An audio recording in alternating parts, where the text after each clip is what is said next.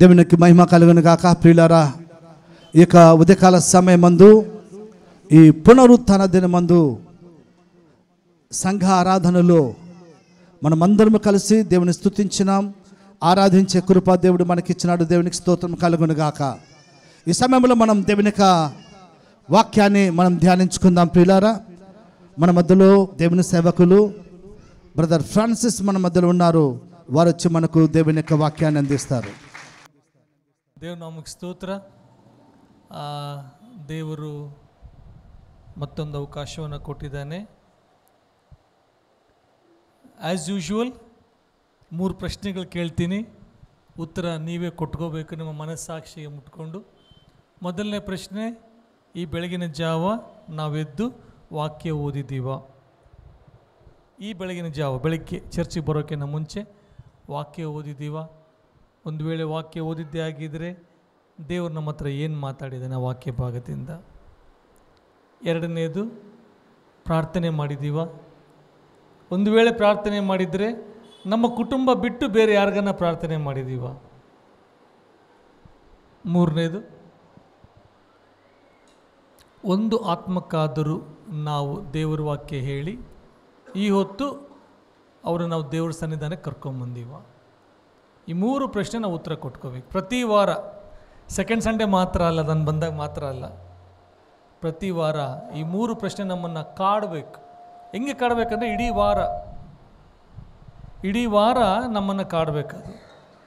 ಊಟ ಕೈಯಾಗಿ ಹಿಡ್ಕೋಬೇಕು ಮನೆಗೆ ಹೋದ್ಮೇಲೆ. ಇವಾಗ ಆ 3 ಪ್ರಶ್ನೆ ಯಾಕನ್ನ ಓದ್ನಪ್ಪ ಚರ್ಚೆಗೆ, ಫಸ್ಟ್ ಹೋಗಿ ಪ್ರಾರ್ಥನೆ ಮಾಡಿ ಬಂದು ಆಮೇಲೆ ಊಟ ಮಾಡಬೇಕು. ಅಷ್ಟರ ಮಟ್ಟಿಗೆ ನಿಮ್ಮ ಊಟ ಕಸಿಬೇಕದು, ಅಷ್ಟು ಕಸಿಬೇಕು ಆ ಊಟ.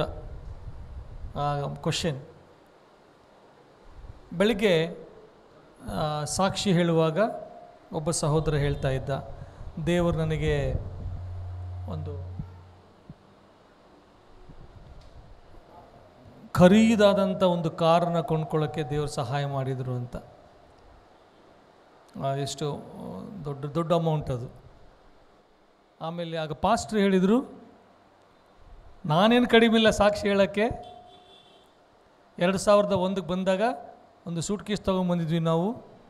ದೇವರು ಅವಾಗ ನನಗೆ ಪಾಸ್ಟ್ರುಗಳಲ್ಲಿ ಫಸ್ಟ್ ನನಗೆ 4 ವೀಲರ್ ಕೊಟ್ಟರು ಅಂಥೇಳಿ ಅವರು ಸಾಕ್ಷಿ ಹೇಳಿದರು. ಕೇಳಿಸ್ಕೊಳ್ಳುವಾಗ ಬಹಳ ಹೆಮ್ಮೆ ಅನ್ನಿಸ್ತು. ದೇವರು ನಮಗೆ ಐಶ್ವರ್ಯದಿಂದ ತುಂಬುವಂಥ ದೇವರಾಗಿದ್ದಾನೆ. ಯಾವುದರಿಂದ ತುಂಬುವಂಥ ದೇವರಾಗಿದ್ದಾನೆ? ಐಶ್ವರ್ಯದಿಂದ ತುಂಬುವ. ಎಂಥ ಐಶ್ವರ್ಯ! ಲೋಕದ ಐಶ್ವರ್ಯ ಬೇರೆ, ಇದಾಯಿತು ಅದಾಯಿತು. ಆದರೆ ದೇವರು ಕೊಡುವಂಥ ಐಶ್ವರ್ಯ ಹೆಂಗಿರುತ್ತೆ ಅಂದರೆ, ಆತ್ಮಿಕವಾಗಿ ನಾವು ಅಭಿವೃದ್ಧಿ ಹೊಂದಿ ಆಮೇಲೆ ನಾವು ಪ್ರಾಪಂಚಿಕವಾಗಿ ಅಭಿವೃದ್ಧಿ ಹೊಂದಿರ್ತೀವಿ. First spiritual prosperity, then secular prosperity. ಇವತ್ತು ನಮಗೆ ಯಾವುದ್ರ ಹಿಂದೆ ಇದೀವಿ ನಾವು ನಮ್ಮನ್ನು ಪ್ರಶ್ನೆ ಮಾಡ್ಕೋಬೇಕು. ಈಗ ದೇವರವರಿಗೆ ಆ ವೆಹಿಕಲ್ ಕೊಟ್ಟಿದ್ದಾನೆ ಅಂದರೆ ಸುಖ ಸುಮ್ಮನೆ ಕೊಡಲಿ, ತಿರುಗಾಡ್ರಪ್ಪ ಗಂಡ ಹೆಂಡತಿ ಮಕ್ಕಳು ಪಿಕ್ನಿಕ್ ಹೋಗಿ ಬರ್ರಿ, ಕ್ಯಾಂಪ್ ಫೈರ್ ಹಾಕ್ರಿ ಅಂತ ಸ್ವಾಮಿ ಕೊಡಲಿಲ್ಲ. ಅದನ್ನು ಅವರು ಸೇವೆಯಲ್ಲಿ ವಿನಿಯೋಗಿಸಿದರು. When we invest in God's kingdom, the blessings what we get, ದೇವರು ನಮಗೆ ಕೊಡುವಂಥ ಆಶೀರ್ವಾದವನ್ನು ನಾವು ದೇವರ ರಾಜ್ಯದಲ್ಲಿ ಬಿತ್ತುವಾಗ ದೇವರು ನಮಗೆ ಮಲ್ಟಿಪ್ಲೈ ಮಾಡ್ತಾನೆ. ಈ ಪಾಯಿಂಟ್ ನೀವು ಚೆನ್ನಾಗಿ ಅರ್ಥ ಮಾಡ್ಕೋಬೇಕು. ದೇವರು ಇವತ್ತು ನನಗೆ ಈ ಒಂದು ಆಸ್ತಿ ಕೊಟ್ಟಿದ್ದಾನೆ, XYZ. ಆ ಆಸ್ತಿಯನ್ನು ನಾನು ದೇವರ ಸೇವೆಗೋಸ್ಕರ ಎಷ್ಟು ಸಾಧ್ಯ ಅಷ್ಟು ನಾನು ಉಪಯೋಗ ಮಾಡಿದಾಗ ದೇವರು ನನಗೆ ಇನ್ನೊಂದು ಆಶೀರ್ವಾದನ ತುಂಬಿಸ್ತಾನೆ. ಅದನ್ನು ಪೌಲನು ತಿಮೋತಿಗೆ ಹೇಳ್ತಾನೆ, ಕಂಟೆಂಟ್ಮೆಂಟ್ ಇನ್ ಗಾಡ್ಲಿನೆಸ್ ಅಂತ ಹೇಳ್ತಾನೆ. ದೈವಿಕ ಸಂತೃಪ್ತಿ. ಈಗ ದೇವರು ನನಗೆ ಆಸ್ತಿ ಕೊಟ್ಟಿದ್ದಾನೆ ಅಂದರೆ ಇದಕ್ಕೆ ನಾನು ದೇವರಿಗೆ ಎಷ್ಟು ನ್ಯಾಯ ಮಾಡಬೇಕು, ಅದು ನನ್ನ ಪ್ರಶ್ನೆ. ದೇವರು ನನಗೆ ತಲಾಂತು ಕೊಟ್ಟಿದ್ದಾನೆ, ವಾದ್ಯ ಬಾರಿಸುವಂಥ ತಲಾಂತು ಕೊಟ್ಟಿದ್ದಾನೆ ಅನ್ನುವಾಗ ಆ ನೈಪುಣ್ಯತೆಯಲ್ಲಿ ನಾನು ಎಷ್ಟು ಮಟ್ಟಿಗೆ ದೇವರಿಗೆ ನಾನು ಮಹಿಮೆ ತಂದಿದ್ದೀನಿ. ಮಾತನಾಡುವಂಥ ತಲಾಂತು ದೇವರು ನನಗೆ ಕೊಟ್ಟಿದ್ದಾನೆ, ಅಥವಾ ಇನ್ನೊಬ್ಬರಿಗೆ ಕೊಡುವಂಥ ತಲಾಂತು ಕೊಟ್ಟಿದ್ದಾನೆ, ಅಥವಾ ಇನ್ನೊಬ್ಬರಿಗೆ ಪ್ರಾರ್ಥನೆ ಮಾಡುವಂಥ ತಲಾಂತು ಕೊಟ್ಟಿದ್ದಾನೆ, ಇನ್ನೊಬ್ಬರನ್ನ ಪ್ರೋತ್ಸಾಹ ಮಾಡುವಂಥ ತಲಾಂತು, ಅದರಲ್ಲಿ ನಾನು ಎಷ್ಟರ ಮಟ್ಟಿಗೆ ದೇವರಿಗೆ ಮಹಿಮೆ ಪಡಿಸಿದ್ದೀನಿ, ಅದರ ಮೇಲೆ ದೇವರು ನಮ್ಮನ್ನು ಆಶೀರ್ವಾದ ಮಾಡ್ತಾನೆ. ಯಾಕೆಂದರೆ ಈಗಿನ ಕಾಲದಲ್ಲಿ ಈ ಪ್ರಾಸ್ಪೆರಿಟಿ ಥಿಯರಿ ಬಹಳ ಜನರನ್ನ ಹಾಳು ಮಾಡ್ತಾ ಇದೆ. Prosperity theory. ದೇವ್ರು ನಂಬ್ಕೊಂಡ್ರೆ ದೇವ್ರು ಇದು ಕೊಡ್ತಾನೆ, ಜಾಗ್ವಾರ್ ಕೊಡ್ತಾನೆ, ಅದು ಕೊಡ್ತಾನೆ, ಇದು ಕೊಡ್ತಾನೆ ಅಲ್ವಾ. ಒಂದು ಸಲ ಒಬ್ಬ ದೇವ್ರ ಸೇವಕರು ಹೈದ್ರಾಬಾದ್ ಪಟ್ಟಣಕ್ಕೆ ಹೋದಾಗ ಅವರ ಪರ್ಸ್ನಲ್ ರೂಮಿಗೆ ಕರ್ಕೊಂಡು ಹೋದರು. ಸರಿ ಅಂತ ಹೋದಾಗ ಒಂದು ಅದೇನು ಹೇಳ್ತೀರಾ, ವಾರ್ಡ್ರೋಬ್ ಅಂತೀರಾ ಏನಂತೀರಿ, ಆ ರೂಮನ್ನು ಓಪನ್ ಮಾಡಿ ಶೆಲ್ಫ್ ಓಪನ್ ಮಾಡಿದಾಗ ನಾನು ಸುಮ್ಮನೆ ನೋಡ್ತಾ ಇದ್ದೆ. ನೋಡಿದ್ರೆ ಈ ಎಂಡಿನ ಆ ಎಂಡ್ವರೆಗೆ ಆ ಕೋಟ್ಗಳಿದಾವೆ, ಬ್ಲೇಸರ್ಸ್, ಭಯಂಕರ ಕಲರ್.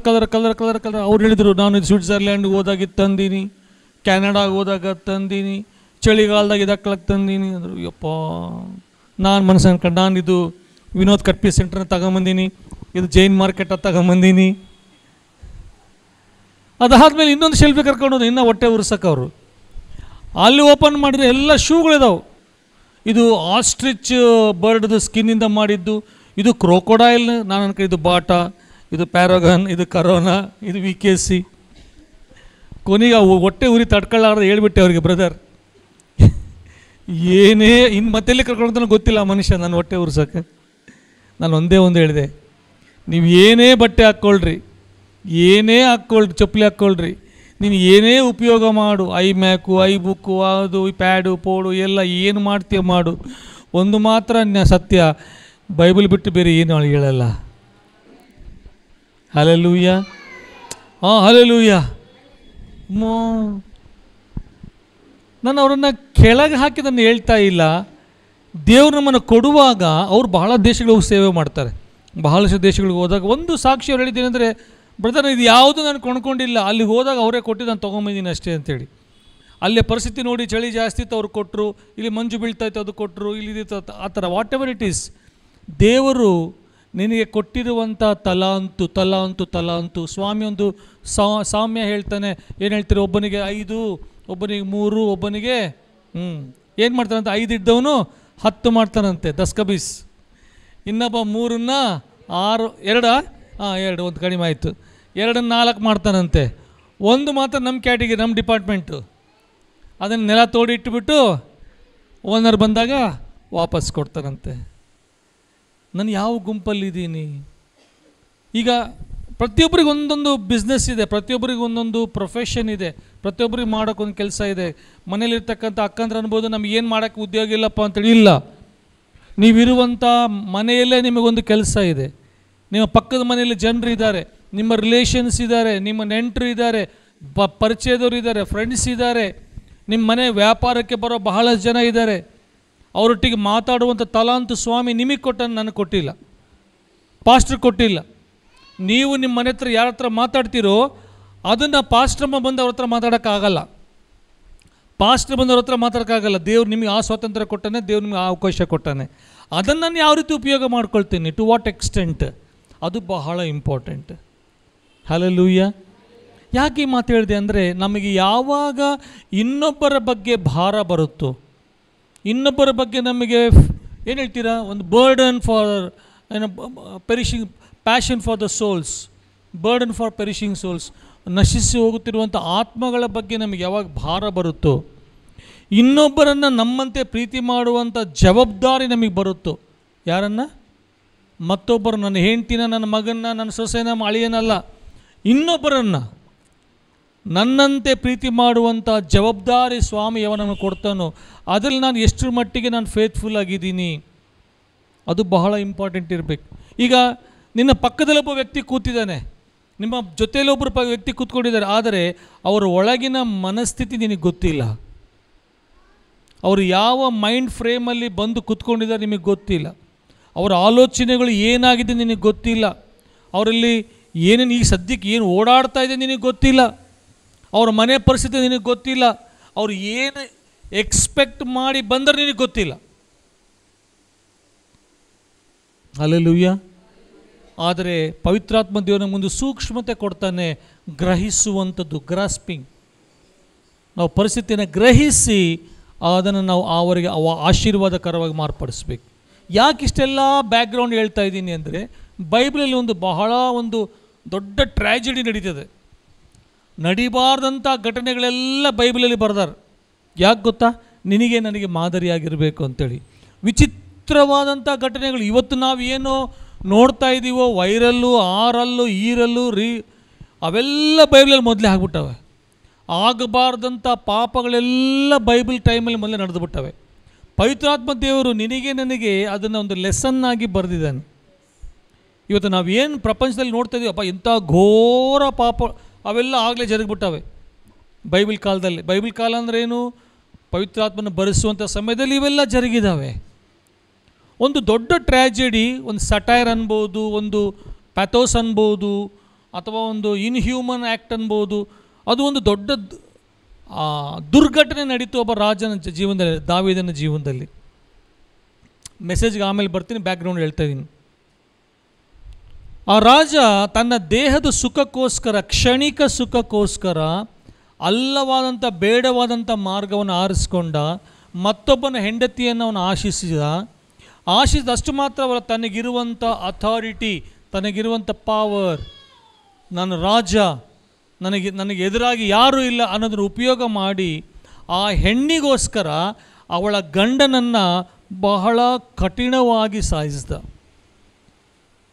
ಇವತ್ತೇನಾದರೂ ಇಂಟರ್ನೆಟ್ ಟೈಮಲ್ಲಿ ಅದು ನಡೆದಿದ್ದರೆ ಎಷ್ಟು ವೈರಲ್ ಆಗ್ತಿತ್ತೋ ನಮಗೆ ಗೊತ್ತಿಲ್ಲ, ಎಷ್ಟು ಕ್ಯಾಮ್ರಾಗಳು ಅವ್ರ ಹಿಂದೆ ಓಡಾಡ್ತಿದ್ದೋ ನಮಗೆ ಗೊತ್ತಿಲ್ಲ. ಈಗ ಆ ವ್ಯಕ್ತಿನ ಸಾಯಿಸಬೇಕು ಅಂದರೆ ತಾನು ನೇರವಾಗಿ ಯಾಕೆಂದರೆ ಅವನು ಸತ್ತರೆ ಅವನ ಹೆಂಡತಿಯನ್ನು ತಾನು ಮಾಡ್ಕೋಬೇಕು, ಅದು ಅವನ ದುರಾಲೋಚನೆ. ಈಗ ಅವನ್ನ ಸಾಯಿಸಬೇಕು ಅಂದಾಗ ಪರಿಸ್ಥಿತಿ ಆ ಥರ ಬರ್ದು, ನಿಮಗೆಲ್ಲ ಗೊತ್ತಿದೆ ಊರಿಯನ ಬಗ್ಗೆ. ಒಂದು ಲೆಟ್ರ್ ಬರೀತಾನೆ, ಲೆಟ್ರ್ ಬರೆದು ಅದು ಮರಣ ಶಾಸನ, ಈ ವ್ಯಕ್ತಿಯನ್ನು the bearer of this letter ಅಂತ ಬರೆದು, ಯಾರು ಈ ಪತ್ರ ನಿನ್ನಂತ ತೊಗೊಂಬರ್ತಾರೋ ಅವನನ್ನು ಎಲ್ಲಿ ಬಹಳ ಕಠಿಣವಾದಂಥ ಘೋರವಾದ ಯುದ್ಧ ನಡೀತಾ ಇದೆಯೋ ಅಲ್ಲಿ ಫ್ರಂಟ್ ಲೈನನ್ನು ನಿಲ್ಲಿಸಿ ಇವನ್ನ ಅಂತ ಹೇಳ್ತಾರೆ. ಅರ್ಥ ಮಾಡ್ಕೊಡಿ ಎಷ್ಟು. ಈಗ ನಾನು ಆ ವ್ಯಕ್ತಿ ಸೋಲ್ಜರ್, ನಾನು ರಾಜನ ಮನೆ ಹತ್ರ ಬಂದಿನಿ, ರಾಜ ನನಗೊಂದು ಲೆಟ್ರ್ ಕೊಡ್ತಾನೆ, ಕೊಟ್ಟು ಏನಂತ ಹೇಳ್ತಾನೆ, ಈ ಲೆಟ್ರ್ ತೊಗೊಂಡೋಗಿ ನೀನು ಅಲ್ಲಿ ಒಬ್ಬ ಇದ್ದಾನೆ, ಯೋವಾಬ ಅಂತ ಇದ್ದಾನೆ ಸೈನ್ಯಾಧಿಪತಿ. ಯೋವಾಬ ಯಾರು ಅಂದರೆ ದಾವೀದನಿಗೆ ಅಕ್ಕನ ಮಗನು, ಸಮಥಿಂಗ್ ರಿಲೇಷನ್ ಆಗ್ತಾನೆ ಅವನು, ಹೆಚ್ಚು ಕಡಿಮೆ ದಾವೀದನ ವಯಸ್ಸು. ಲೆಟ್ರ್ ಕೊಟ್ಬಿಟ್ಟು ಊರಿಯನಿಗೆ ಹೇಳ್ತಾನೆ, ನೀನು ಲೆಟ್ರ್ ತೊಗೊಂಡೋಗಿ ನಿನ್ನ ಸೈನ್ಯಾಧಿಪತಿ ಕೊಡಪ್ಪ ಅಂತ ಹೇಳ್ತಾನೆ. ಅವನು ಪಾಪ ರಾಜ ಕೊಟ್ಟನ ಲೆಟ್ರ್ ಅಂತೇಳಿ ಹಂಗೇ ಹಿಡ್ಕೊಂಡು ಹೋಗ್ತಾನೆ. ಎಲ್ಲಿಗೆ? ಯುದ್ಧ ನಡೆಯುವಂಥ ಜಾಗಕ್ಕೆ. ತೆಗೆದು ಓದಲ್ಲ, ಓದಿದ್ರೆ ಕತೆ ಬೇರೆ ಆಗಿಬಿಡ್ತಿತ್ತು, ನಮಗೆ ಗೊತ್ತಿಲ್ಲ. ಅಮ್ಮ ನನ್ನ ಸಾಯಿಸೋಕ್ಕೆ ಪ್ರಯತ್ನ ಮಾಡಿ ಅಂತ ಓಡೋಗ್ಬಿಡ್ತಿದ್ದೇನೆ, ನಮಗೆ ಗೊತ್ತಿಲ್ಲ. ಅವನು ಅದನ್ನು ಓಪನ್ ಮಾಡ್ದಂಗೆ ಹಂಗೇ ತಗೊಂಡೋಗಿ ಸೇನಾಧಿಪತಿ ಕೈಯಲ್ಲಿ ಕೊಡ್ತಾನೆ. ಆತ ನೋಡ್ಬಿಟ್ಟು, ಹೌದಾ, ಘೋರವಾಗಿ ಯುದ್ಧ ನಡೆಯುವಂಥ ಜಾಗದಲ್ಲಿ ಈ ವ್ಯಕ್ತಿ ನಿಲ್ಲಿಸ್ಬೇಕಾ? ಏನೂ ಮಾಡೋಕ್ಕಾಗಲ್ಲ, ಆತ ರಾಜ, ನಾನು ಆತನ ಕೈ ಕೆಳಗೆ ಕೆಲಸ ಮಾಡ್ತಾಯಿದ್ದೀನಿ, ಆಯ್ತಪ್ಪ, ಓಕೆ ಥ್ಯಾಂಕ್ಸ್ ಅಂತೇಳಿ, ಅಪ್ಪ ನೀನು ಯುದ್ಧ ಮಾಡೋಕ್ಕೆ ಈ ಜಾಗಕ್ಕೆ ಹೋಗಂತೇಳಿ ಅಲ್ಲಿರುವಂಥ ಆಫೀಸರ್ಸ್ಗೆ ಹೇಳ್ತಾನೆ. ಇವು ನನ್ನ ಫ್ರಂಟ್ ಲೈನ್ ಅಂದರೆ ನಾನು ಜಲ್ದಿ ಇವನು ಹೋಗ್ಬಿಡ್ಬೇಕು ಮೇಲೆ. ಆ ಯುದ್ಧದಲ್ಲಿ ಸತ್ತೋಗ್ಬಿಡ್ತಾನೆ. ಯಾರು? ಅಮಾಯಕನಾದಂಥ ಊರಿಯ.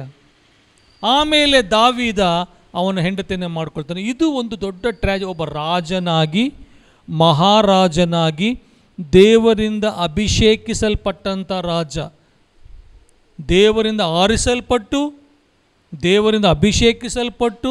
ಯಾಕೆ ಆರಿಸಲ್ಪಟ್ಟು ಅಭಿಷೇಕಿಸಲ್ಪಟ್ಟು ವ್ಯತ್ಯಾಸ ಇದೆ? ಆರಿಸಲ್ಪಡೋದು 7 ಮಂದಿ ಅಣ್ಣ ತಮ್ಮಂದ್ರೆ ಇವನು ಆರಿಸ್ಕೊಂಡು ಅದು ಬೇರೆ, ಅವನ ಮೇಲೆ ವಿಶೇಷವಾದಂಥ ಅಭಿಷೇಕ ಇತ್ತು. ಹೆಂಗೆ? ಅವನು ಹಾಡು ಹಾಡುವಾಗ ದುರಾತ್ಮಗಳು ಬಿಟ್ಟು ಹೋಗ್ತಾ ಇದ್ದವು. ಅವನು ಹಾಡು ಹಾಡುವಾಗ ಮಹತ್ ಕಾರ್ಯಗಳು ಜರುಗ್ತಾ ಇದ್ದು, ಸೈತಾನನಿಗೆ ದೊಡ್ಡ ನಡುಕ ಉಂಟಾಗ್ತಿತ್ತು. ಅಷ್ಟು ಅನಾಯಿಂಟೆಡ್ ವರ್ಷಿಪ್ ಲೀಡರ್ ಇವನು. ಅಂಥವನು ರಾಜನಾಗಿದ್ದಾನೆ.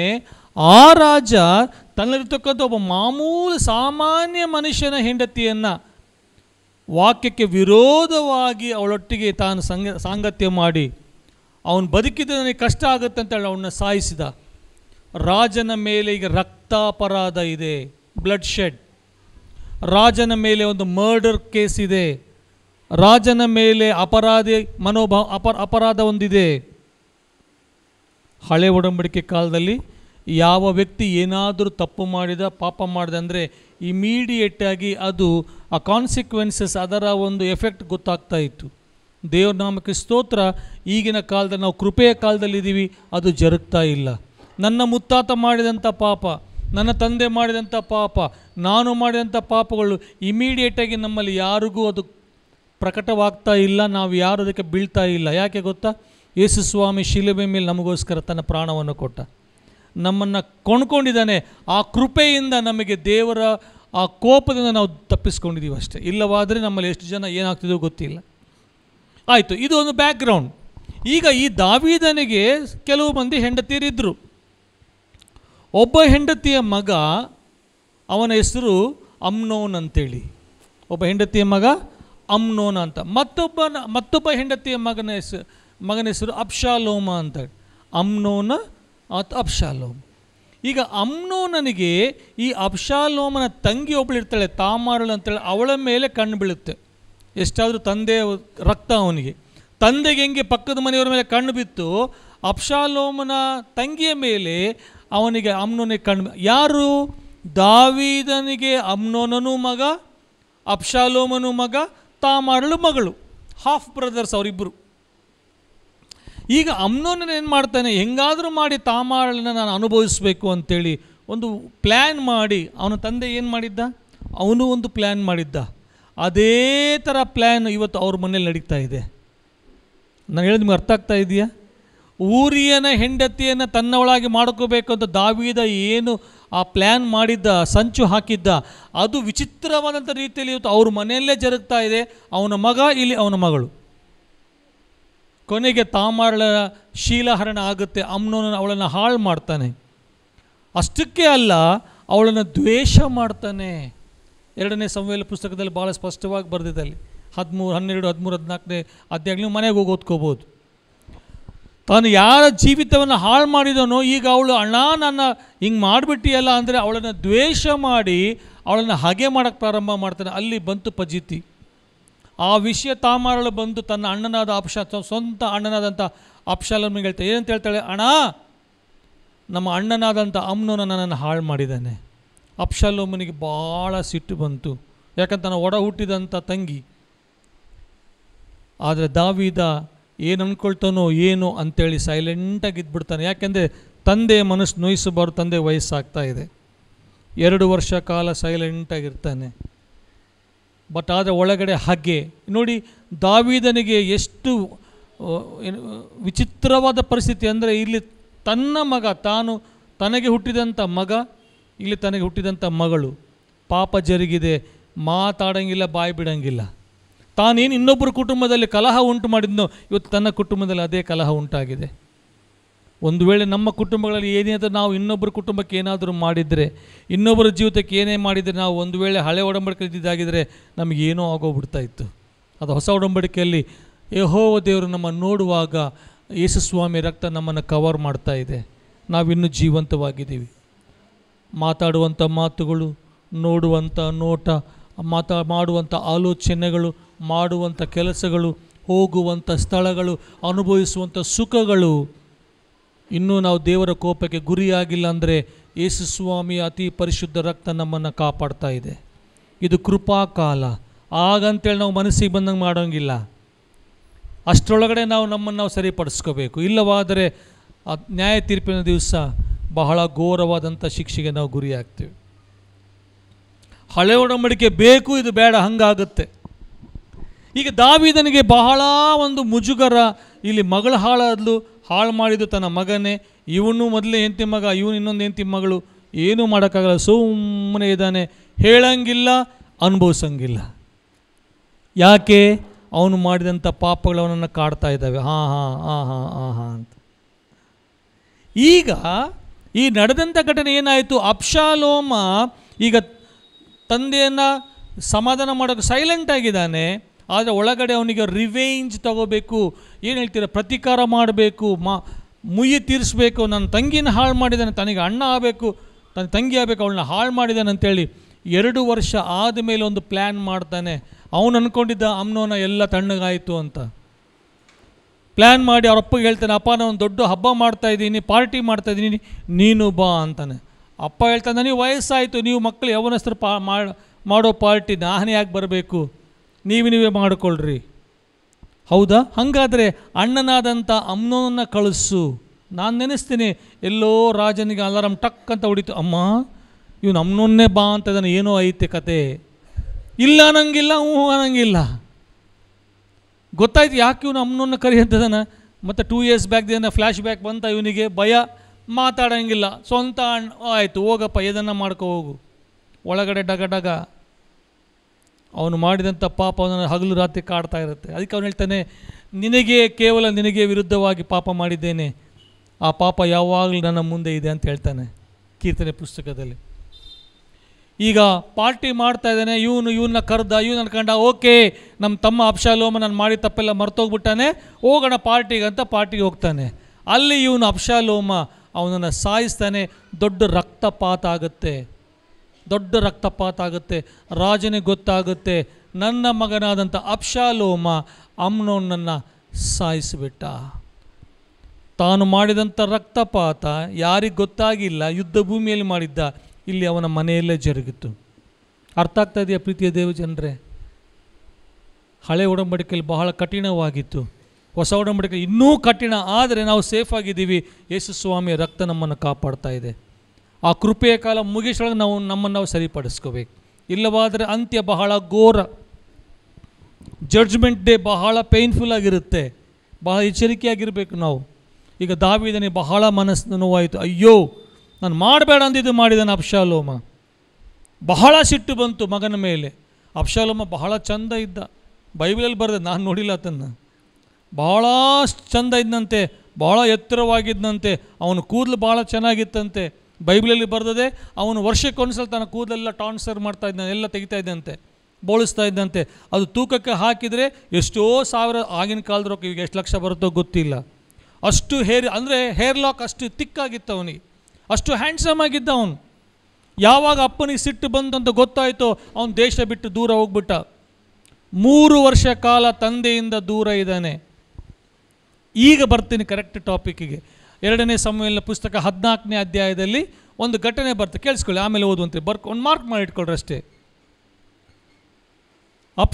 ಕನ್ನಡ ಬೈಬಲಲ್ಲಿ, ತೆಲುಗು ಬೈಬಲಲ್ಲಿ ಏನು ಬರ್ತದೆ, ಅಬ್ಷಾಲೋಮನಿಗೋಸ್ಕರ ದಾವೀದನು ದಾರಿ ಕಾಯುತ್ತಿದ್ದನು. ಅಂದರೆ ಅದು ಹೆಂಗಿದೆ ಅಂದರೆ, ಅಬ್ಷಾಲೋಮ ಬಾಪ ವಾಪಸ್ ಬಾ ಅನ್ನೋಂಗೈತೆ ಅಂತ ಬರ್ತದೆ ಅದು. ಆ್ಯಕ್ಚುಲಿ ಒರಿಜಿನಲ್ ಟ್ರಾನ್ಸ್ಲೇಷನ್ ಆ ಥರ ಅಲ್ಲ.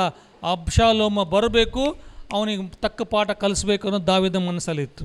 ನಾನು ಹೇಳ್ತಾ ಇಲ್ಲ, ಬೈಬಲ್ ಟ್ರಾನ್ಸ್ಲೇಷನ್ಸ್ ಹೇಳ್ತಾ, ಅಷ್ಟು ಜ್ಞಾನ ನನಗಿಲ್ಲ. ಕನ್ನಡ ತೆಲುಗಲ್ಲಿ ಏನಿದೆ ಅಂದರೆ, ಅಬ್ಷಾಲೋಮನಿಗೋಸ್ಕರ ಏನಕ್ಕೆ ದಾರಿ ಕಾಯ್ತಿದ್ದ, ಅವನು ಅಪ್ಕೊಂಡು ಗಲೇಲಾಗವ ಮೇರೆ ಬೇಟ ಅಲ್ಲ ಅದು. ಅವನು ಸರಿಯಾದಂಥ ಪಾಠ ಕಲಿಸೋ, ರಿವೆಂಜ್ ತೊಗೋಬೇಕು. ಯಾಕಂದರೆ ನನ್ನ ಸ್ವಂತ ಮಗನನ್ನು ಸಾಯಿಸಿದ್ದಾನೆ, ನಾನು ಬೇಡ ಅಂದರೂ ಮಾಡಿದ್ದಾನೆ ಅವನು. ಈಗ ತನ್ನ ತಂಗಿಯನ್ನು ಅವನು ಹಾಳು ಮಾಡಿದ್ದಾನೆ, ಮತ್ತೆ ನಾವು ಅದನ್ನೇನು ಮಾಡೋಕ್ಕಾಗಲ್ಲ. ಮತ್ತೆ ಯಾಕೆ ರಕ್ತ ಹರಿಸಬೇಕಾಗಿತ್ತು, ಅದು ದಾವೀದನ ಸ್ಟ್ಯಾಂಡ್ ಆಗಿತ್ತು. ಆದರೆ ಅಬ್ಷಾಲೋಮ ಮಾತ್ರ ತನ್ನ ತಂಗಿಗಾದಂಥ ಪ್ರತೀಕಾರ ಮಾಡಿಕೊಂಡ. 3 ವರ್ಷ ಅಬ್ಷಾಲೋಮ ದೂರ ಹೋಗ್ಬಿಟ್ಟ. ವಾಕ್ಯ ಹೇಳುತ್ತೆ, ದಾವೀದನು ಆ ಅಬ್ಷಾಲೋಮನಿಗೋಸ್ಕರ ಕಾಯ್ತಾ ಇದ್ದಂತೆ. ಈ ವಿಷಯ ಅಲ್ಲಿ ಯಾರು ಯೋವಾಬ, ಥ್ಯಾಂಕ್ಸ್ ಅಕ್ಕ, ಯೋವಾಬನಿಗೆ ಬಂತು, ಗೊತ್ತಾಯಿತು. ಯೋವಾಬ ಯಾರು?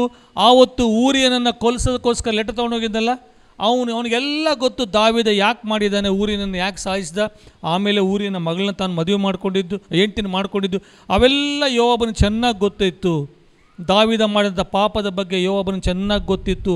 ಅಂದ್ಕೊಂಡ ಪಾಪ ದಾವೀದ ತಾನು ಮಾಡಿದ ಪಾಪ ಈಗ ಅವ್ರ ಮನೆಯಲ್ಲೇ ಜರುಗ್ತಾ ಇದೆ, ಮತ್ತೊಂದು ರಕ್ತಪಾತ ಆಗಬಾರ್ದು. ಈಗ ದಾವೀದನ ಕೈಯಲ್ಲಿ ಅಬ್ಷಾಲೋಮ ಸಿಕ್ಕದ 3 ವರ್ಷ ಆಯಿತು, ಅವನು ದೂರ ಇದ್ದಾನೆ. ಅವನು ಸಿಕ್ಕ ಅಂದರೆ ಗ್ಯಾರಂಟಿ ದಾವೀದ ಅವನು ಮುಗಿಸೋದು, ಏನೋ ಒಂದು ಮಾಡ್ತಾನೆ, ಅದು ಆಗಬಾರ್ದು ಅನ್ನುವಂಥ ಕಾಳಜಿ ಯೋವಾಬನಿಗೆ ಬಂತು. ಯೋವಾಬ ಸೈನ್ಯಾಧಿಪತಿ ಆಗಿದ್ದ, ಹೆಚ್ಚು ಕಡಿಮೆ ದಾವೀದನ ವಯಸ್ಸಿನವನೇ ಆಗಿದ್ದ, ಸ್ವಂತ ಅಕ್ಕನ ಮಗ, ಆ ರೀತಿಯಲ್ಲಿ ರಿಲೇಷನ್ಲಿದ್ದ ಅವನು. ಆದರೆ ಮುಂದೆ ಆಗುವಂಥ ದೊಡ್ಡ ಟ್ರ್ಯಾಜಿಡಿ ಬಗ್ಗೆ ಅವನಿಗೆ ಜ್ಞಾನ ಇತ್ತು. ಏನು ಮಾಡ್ತಾನೆ, ರಾಜನ ಹತ್ರ ಹೋಗಿ ಅಬ್ಷಾಲೋಮನ ಕ್ಷಮಿಸು ಅಂತ ಹೇಳುವಷ್ಟು ಮನಸ್ಸು ಅವನಿಗಿಲ್ಲ, ಅಥವಾ ಪರಿಸ್ಥಿತಿ ಆ ರೀತಿಯಲ್ಲಿ ಇಲ್ಲ. ಅಬ್ಷಾಲೋಮನಿಗೆ ಇದು ಯೋವಾಬನಿಗಾಗಿರಲಿ ದಾವೀದನಿಗಾಗಿರಲಿ, ನಾನು ಕೇಳ್ತಾನೆಲ್ಲ ಗೊತ್ತಿಲ್ಲ, ರಾಜನಿಗೆ ಎಷ್ಟು ಸಿಟ್ಟು ಗೊತ್ತಿಲ್ಲ. ತನ್ನ ಸುತ್ತಮುತ್ತಲಿನ ಪ್ರಾಂತದಲ್ಲಿರತಕ್ಕಂಥ ಜನರನ್ನ ಸರ್ವೆ ಮಾಡ್ತಾನೆ. ಅಲ್ಲೇ ಹತ್ತಿರದಲ್ಲಿ ಟೆಕೋವಾ ಅಂತ ಒಂದು ಊರಿತ್ತು. ಟೆಕೋವಾ ಅಂದರೆ ಟ್ರಂಪೆಟ್ ಅಂತ, ಟೆಕೋವಾ ಅನ್ನುವಂಥ ಒಂದು ಪಟ್ಟಣ. ಆ ಪಟ್ಟಣದಲ್ಲಿ ಅತಿ ಬುದ್ಧಿವಂತರಾದಂಥ ಹೆಣ್ಣು ಮಕ್ಕಳಲ್ಲಿ ಒಬ್ಬ ಹೆಣ್ಣು ಮಗುನ ಆಳಿಸ್ಕೊತಾನೆ. ಅವನ ಜವಾಬ್ದಾರಿ ಅಲ್ಲ, ಅವನು ಮಿಲಿಟ್ರಿ ಕಮಾಂಡರ್ ಅವನು.